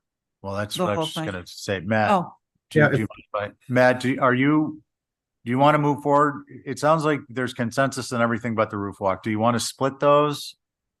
Well, if I could come back and just instead of withdrawing and resubmitting a new application, in the effort to minimize the amount of paperwork the staff has to process, I'd love to come back with just some of the other potential edits, and then we can take it from there. Okay. all right. Sounds good. So Abby's motion is for revision. Just to hold for revisions. No. On your motion, Aye. Vale, Aye. Joe. Aye. Diane, Aye. thank you, Diane. Matt, 6 Highlands.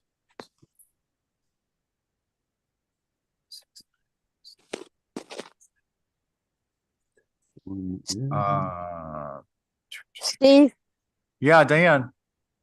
I have to leave. Okay, we'll see you next Tuesday then. Yeah, I have a problem right now. I got Okay, to leave. go deal with it. Good luck. Happy Thank you. Thanksgiving, Diane. You too, everybody. Happy Happy Thanksgiving. Happy Thanksgiving. Thank you. You too, Diane. All righty. Okay. Bye-bye. Bye. Matt, it seems like the relatively simple, not to say they won't be controversial, administration changes. Yes. Yep. Why don't we go right to those? Sure. So the elevations, please.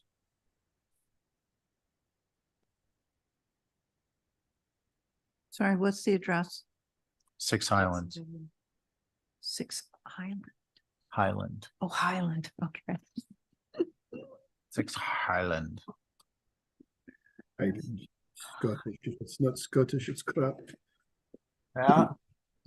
Okay, thank you, Mr. Chair. So, sheet A 2.1, some fenestration changes. First floor, I think we shifted the door under the pent roof. We're proposing to add a small balcony on the second floor, again, moving from right to left. And then on the one-story additive mass at the rear, we had 3 French doors that were previously on another elevation of that rear one-story mass, and we've shifted it around the corner. Just worked out a little bit better. I think we can go to the next sheet. I think that's the majority of the changes. So with that, look forward to comments from the board, Mr. Chair. Okay. Did you say the next sheet there are no changes? I scroll down. Esme, can you go to the next sheet, please? So there we go. So let's see here. So fairly minor, you can see drawing 1 versus drawing 3, 3 being existing or previously HDC approved elevation.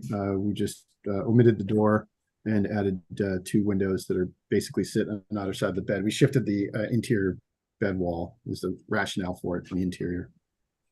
Okay, thank you. Holly? Thank you, Mr. Chair. So again, this is another infill, in this area you all approved. The 2 balconies that are facing, I believe, inward, but towards North Star. I think that's North Star, right? Is not appropriate. The previously approved is more appropriate, and looking at the site plan is where I'm really thinking about that. There would be possible visibility across the way between the other main house and the that cabana building on the other side, right across the way. So, you know, that would be my main concern, is a little atypical of having those. Thank you. Okay, thank you, Holly. Mickey, and as with everyone else, please short and sweet and non-repetitive. Yep, agreeing with Holly about that second balcony. It's a cantilever balcony. There's no visible means of support. It's just not appropriate. It'll probably be visible. The new French doors don't have kick panels, and maybe they should just match the others. And that's it. Thanks. Okay, thank you. Concerns? I'll go. Val? I think there's too many doors on the west side. The bulk of that facade is not windows, it's doors. And I do think, like Holly, there's a visibility situation. Yeah. Okay, I agree with other things that have been said. thank you. Joe? Yeah, I agree. Panel on the first floor doors. I think the second floor balcony, my concerns would be minimized if that was integrated into a roof like the adjacent deck versus cantilevered. Those are my comments. Okay, Abby? I would nix the Juliet balcony or whatever it is, on the second floor, that double French door. I think it's excessive. I think it should just be another nice window, which is a B, just a B window, or maybe it's, I don't know, maybe it's a ganged window. I think the far left mass should just have 2 French doors with a kick plate. Okay, thank you. I agree with Joe. What do we want to do? Motion to hold for revisions. Okay, Matt, for revisions. Joe, on your motion? Aye. Abby? Aye. Val? Oh, actually, all in favor, say aye.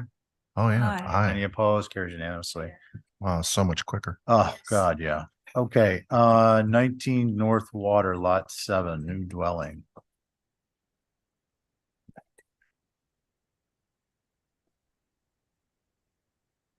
Matt, your board is short. It's myself, Abby, and Val.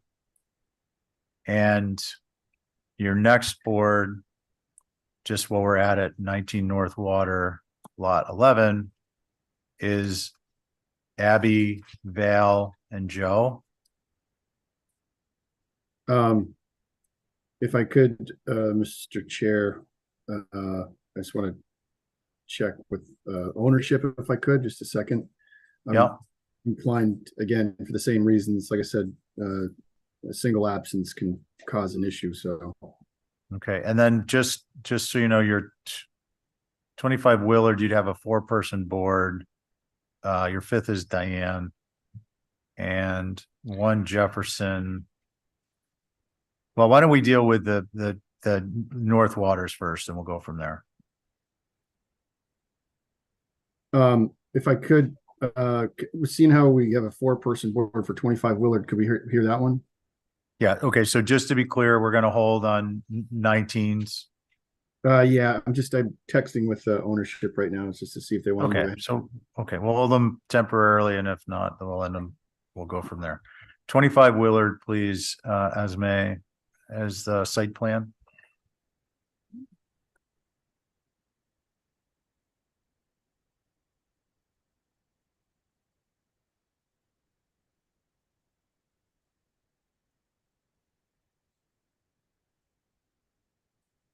Okay, Go ahead, Matt. thank you, Mr. Chair. So if we could scroll down and just look at the elevations, we can review the changes that we've made. That's a great sheet there. So in general, what we did is we dropped the ridge height by, I think, about 18 inches. So we did that a couple different ways. We dropped the first floor ceiling height. We dropped the second floor plate height. And we changed the window header height as well. So it was able to drop it down. I think the height is 21, 22, somewhere in that range. So it's well under 24 feet. I'd say a lot of the discussion revolved around the west elevation. So with all those adjustments that I just listed, the meeting rails of the second floor windows, do align now, which I thought was a great suggestion. And then we also have increased the size of the first floor windows. Again, if you check the comparative previous HDC submission, you'll see that they're slightly larger. So I think all in all, the west elevation is a big improvement. And again, dropping the overall height as much as possible. It caused us some issues, certainly on the second floor, but I think we're able to work around those. I think that all of the windows and doors, second floor windows align well with the eave lines. The other thing we did was on the north elevation was add a window. Diane had previously, because there was a stair there, it's still there, but we did reconfigure it in a way that allowed us to add a one-story window. I think on that north elevation, I think that particular elevation, or particularly that wall plane, is going to be so hard to see, but regardless, we still added the window. And then we just made a door type change on the east elevation, and also omitted a door that was previously on the east elevation. The left side gable forward, we had a door between those two windows, and we just went to 3 windows. Again, that was a result of reconfiguring the stairs on the interior so that we could provide a window on the north elevation. But again, that elevation faces away from the street, and I just don't think it's ever going to be visible. But regardless, I think they're all great suggestions from the board. So with that, look forward to comments from the board. Thank you, Matt. One other quick note, Mr. Chair, is I did hear back, if I could, just regarding the lot 7 and lot 11. I did hear back from ownership, and given it's a 3-person board, we respectfully ask if we could be held to the next meeting. Just sounds fair enough. So we'll do that, and then we'll go back and to 25 Willard and Holly. Thank you, Mr. Chair. Appreciate the changes, especially making the meeting rails match. I do think it could be, although understanding that salt air, the main historic structure on the lot, has been elevated in height for FEMA flood. It could be reduced a little bit, but appreciate the changes that have been done. I do appreciate the overhangs that match the main house and the exposed rafter tails. Thank you. I think there could be a little bit more done to make this structure relate more to the colonial revival salt air, but overall appreciate the changes. Thank you. Okay, thanks, Holly. Mickey? I agree with what Holly just said, and we have no real concerns. Okay, thank you. Concerns?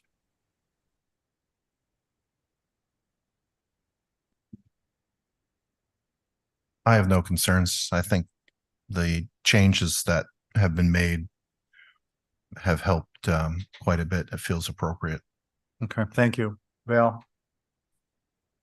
Yeah, I would agree with that. I think it's too bad that the side that faces the street is the real flat plain side, but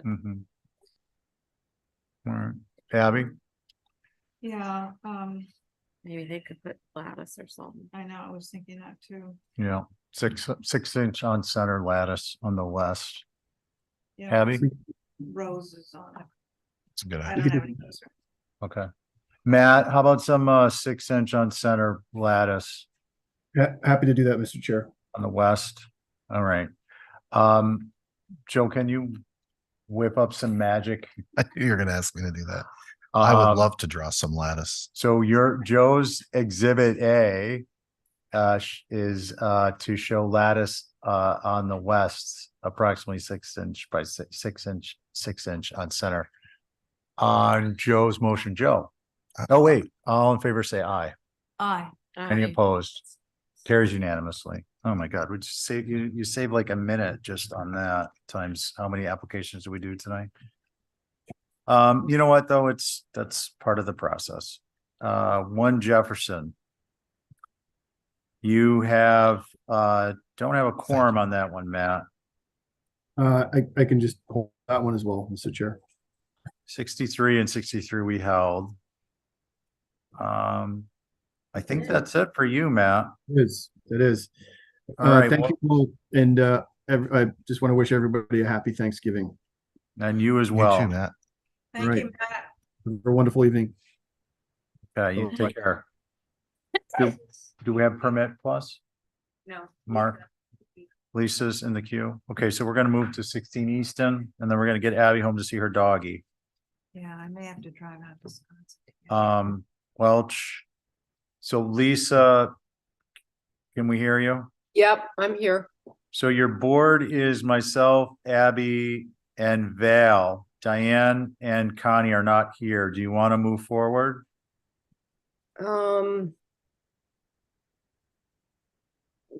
I think so. I think I'd like to get some feedback. Okay, and your alternate is Carrie. I think she'll be back next week too, but Okay. you want to move forward? Yes. Okay, so 16 Easton. Site plan, please.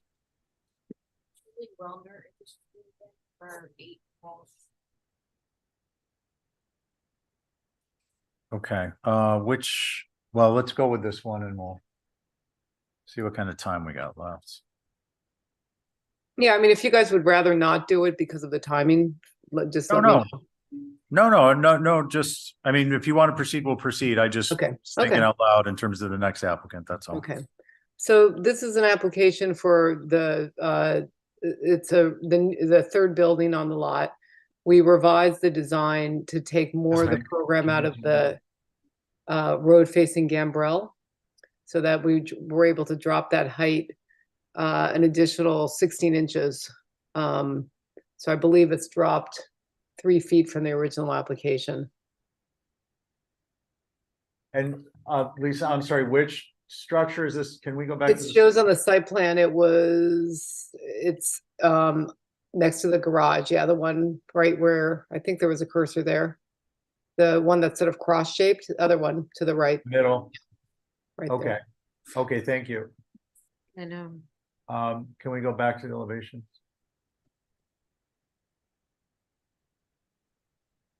Okay, Lisa, sorry, go ahead. Oh, that's okay. So the original building was a stouter, wider gambrel that faced the road, and there was concern about the height. And we came back a second time and reduced the height, but there was still concern about the scale. So the new design takes that gambrel that faces the road and makes it much more slim and shorter, and then puts a little bit more program in a cross gable gambrel, so that you don't have as much of the gable coming towards the road. It makes it a little bit less imposing towards the road. And there were no dormers kind of on the front anymore facing the road. All the dormering is happening in the back, which will be not visible given its location on the site. Okay, thank you. Holly? Thank you, Mr. Chair. This is obviously an infill within the historic district on Brant Point, actually in the historic district, old historic district. Appreciate the revision. I do think it's better instead of having the previous proposal. I do want to just verify, since this is a whole new redesign, making sure that the FEMA package that was originally submitted with the previous one actually gets carried over and nothing has changed. And if it has, that just basically verify the FEMA documentation for this structure. Other than that, I have no concerns. Okay, thank you, Holly. Mickey? Yes, so this building is considerably bigger than the previous submission. Mhm. It's wider, it's more complex. The other ones just seemed, it was the overall, I know the gable, this one is narrower facing the road, but the building is wider itself. So it just seems it's just too much for that area. The other one was simpler. I think the other one was more appropriate. Thank you. Okay, thank you, Mickey. Vale? I completely agree with that. I completely agree with that. Okay. Yeah, you want more? The characters on the new version are so much more complex, which isn't reflected in the other structures with the shutter and the bay. So, yeah. Simple is better. Simple is better. Abby, is as simple as better. Joe? I don't think Joe's on it. Oh. Yeah, correct, Just sorry. you. So it's been a long day. Okay. Yeah, sorry, Lisa. Simple is better and smaller too, I think in this instance. So is it possible to just look at the previously submitted design as simpler? Yeah, was that your tactic to begin with? No, no. I'm teasing you. I'm teasing you. Yeah, why don't we blow it up a little bit and we'll look at that and we can kind of shift gears a little here. So elevation, upper left east. I guess what I want to be clear on is, what are you suggesting that you're having us look at the previously proposed as what you're proposing currently? Well, I guess actually we don't have to do that tonight. I mean, it just sounds like the consensus is that the previous submitted design was better because of its simplicity. Yeah, Is that- But Go ahead, Vale. I think what's hard is that the minutes that we have don't reflect anything about that conversation on this particular structure. They're just hold for more information from February and March, so I will go back and listen to what we said. Okay. So Lisa, I think what we would ask is, clearly you've gotten the feedback on this particular proposal, and then if you could, have your office refresh themselves on the last meeting for any changes we requested on the previous submission, and we would, with all that in mind, hold for revisions. Okay. And the motion made by Val is to hold for revisions. All in favor, say aye. Aye. Any opposed? Carries unanimously. Thank you. Happy Thank you. Thanksgiving, everybody. Hey, you too. Thank you very much. Enjoy and give Ray our best. I will. Thank you. Okay, take care. So we're back, we're on 8 Walsh, if I understand correctly, which is hardscape. Is that correct?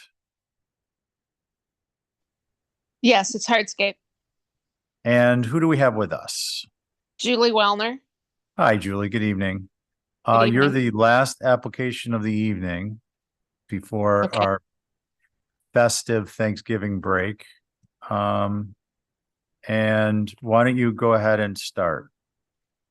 Okay, so just I guess in summary, this was first submitted along with the door window change as one project.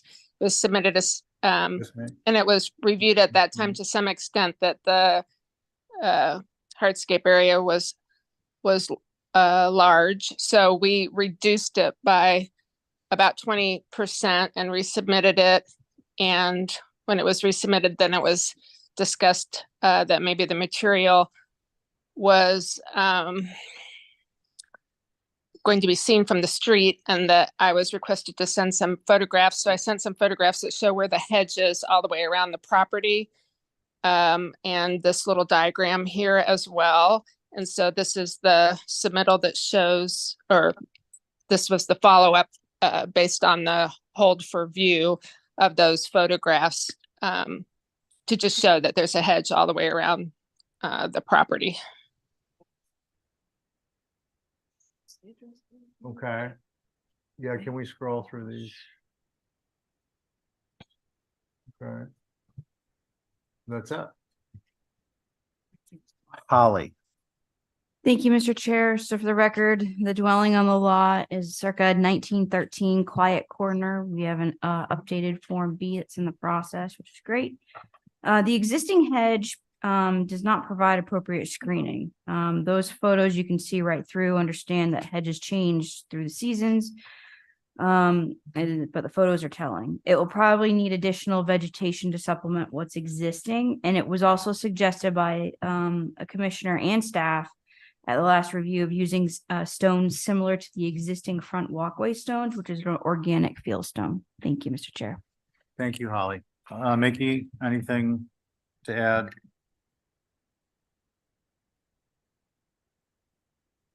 Okay. Concerns? I just have this thing here.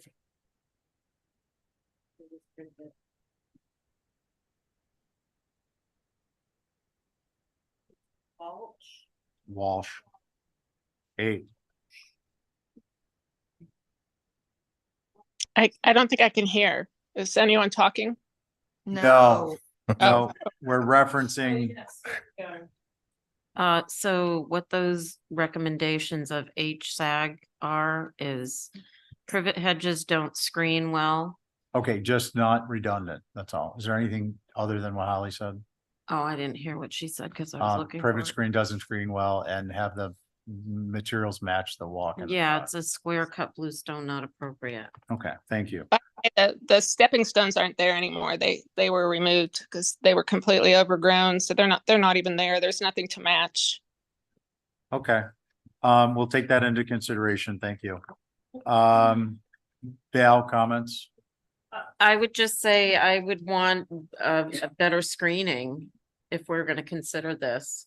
'Cause Okay. these hedges look like they're in the middle of the summer and they're kind of spindly. Charlie Brown Christmas trees. Yeah. Abby? What's an alternative to the bluestone patio? What about brick? Yeah, I mean, we could do brick. That's traditional. So the neighbor across the street and beside us are both bluestone. Well, that we don't. Julie, I can mean, you go to, I'm sorry, Abby, can you go to the image again? Esme? Sorry, Julie, for some reason I thought you were steering. Oh, yeah. I thought maybe there was another Julie. No, sorry. It's just, as I said, it's been a long day. Abby, do you want to continue? I'm sorry. No, I just, I think brick might be a little more historic in a historic area, historic house. And I think in terms of the hedging, it should just be sort of, maybe doubled up and higher so we're not looking right into the patio. Okay, thank you. Joe? Yeah, I would be in favor of brick because it allows you to, I know this was mentioned a few applications, you could soften the edges, you can have a soldier course around the perimeter.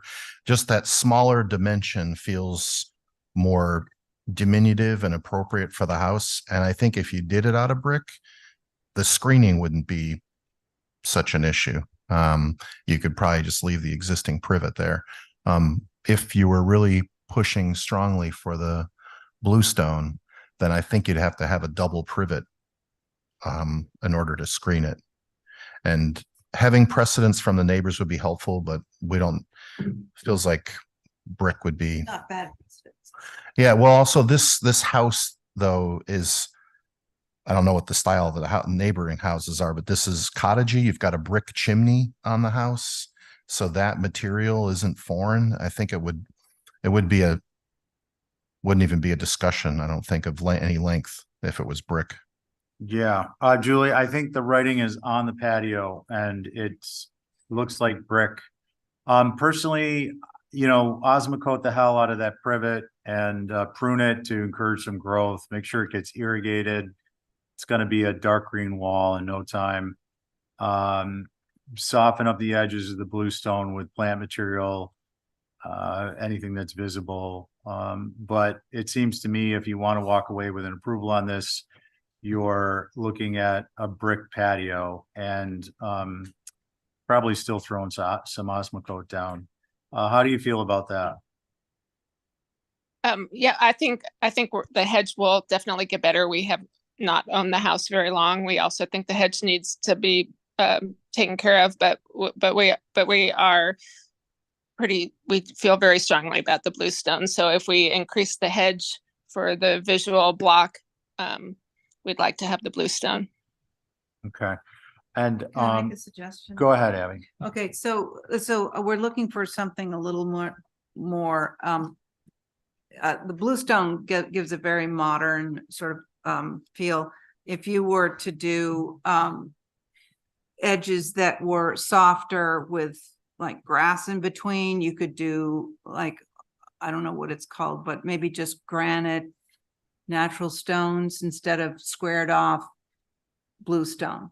I think the bluestone is what's being kind of harsh. Julie, just along those lines, do you have a paver material other than bluestone and not brick that you might suggest? The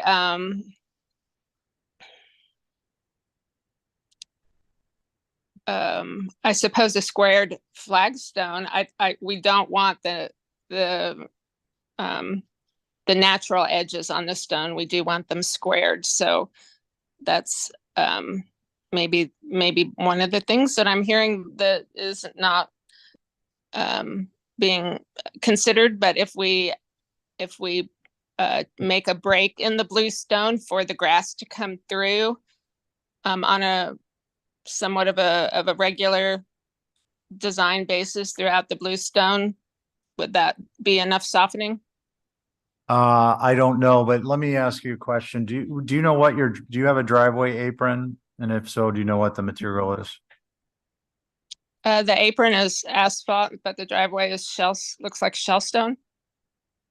Okay, so that's no luck. I was just gonna say if you border it with the same material as your apron. Oh, wait a minute. Is the apron, I'm asking my husband, is the apron brick? Those gray. Brick or Belgian block. I think the apron might have some gray brick Stone. in. I don't know if it's brick or stone. I just can't remember. We've only been there 2 or 3 times. If it's gray, it's probably Belgian block. What about a Belgian block border on this patio, guys? And the privet gets supplemented so that I think the approval would be patio not visible at time of inspection or thereafter.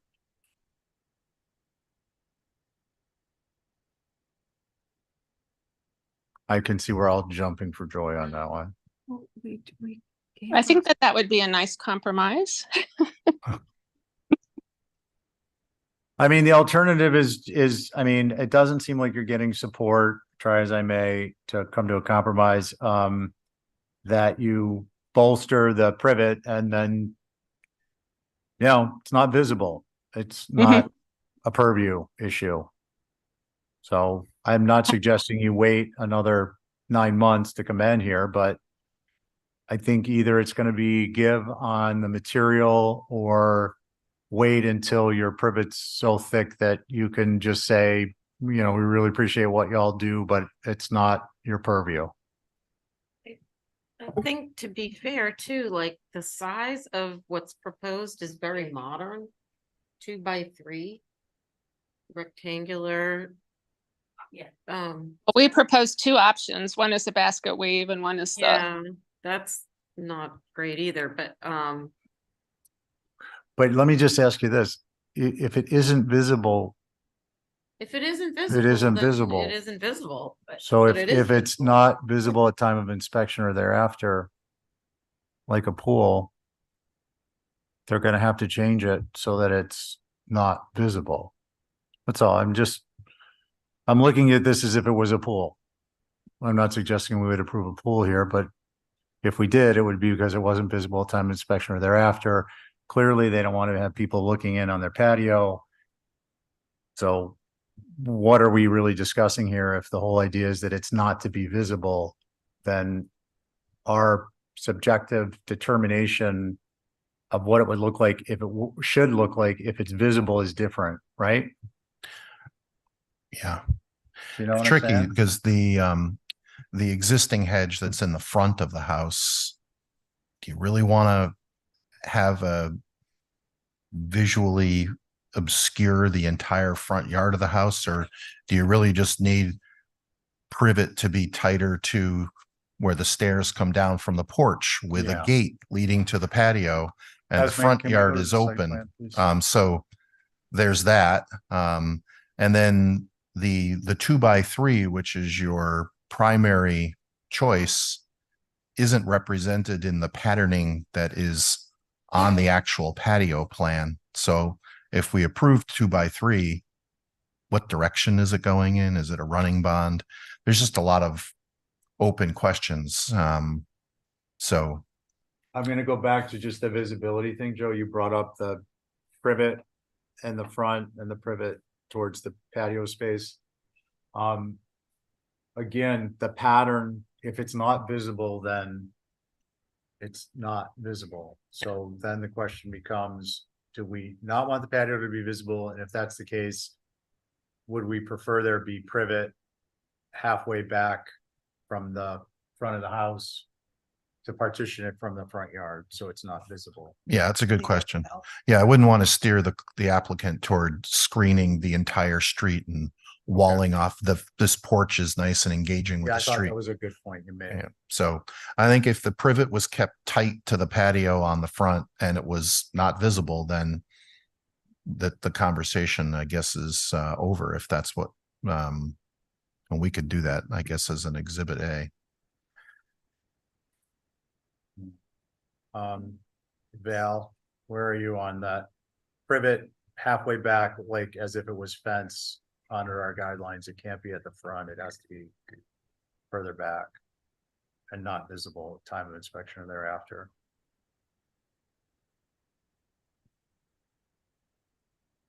The little red dots. I'm fine with the no visibility thing, but I'm just like to see that happen. Right. Okay, so I think And this is I gonna don't be think our, it can. oh, those are just plants. So I think it's, kind of a hold our nose and then it can't pass inspection until it passes inspection. Not visible time inspection or thereafter.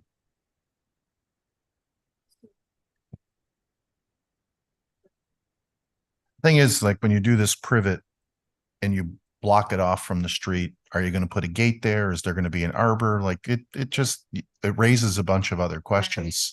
Call for revisions that they have to come back and give us an alternative to what's proposed, because everybody's trying to figure it out and they really are the ones that.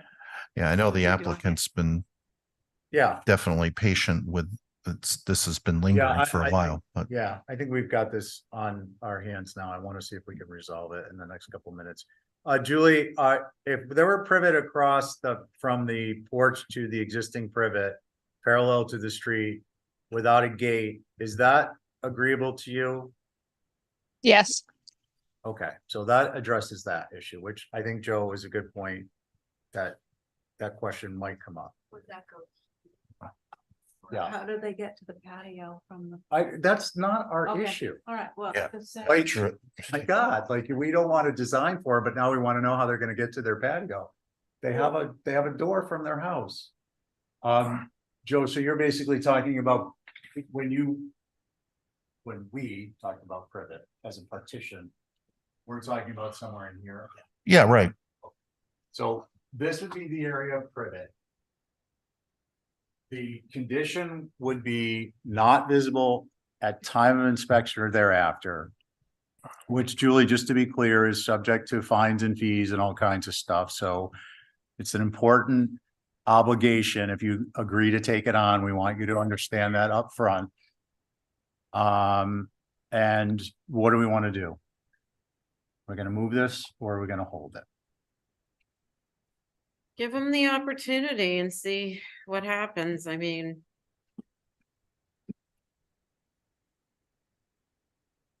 I don't want to look at it again. If nobody's gonna change the material, Right. we'll give them a shot. If we can see it, that's gotta change. Okay, fair enough. Joe, are you comfortable with an exhibit A?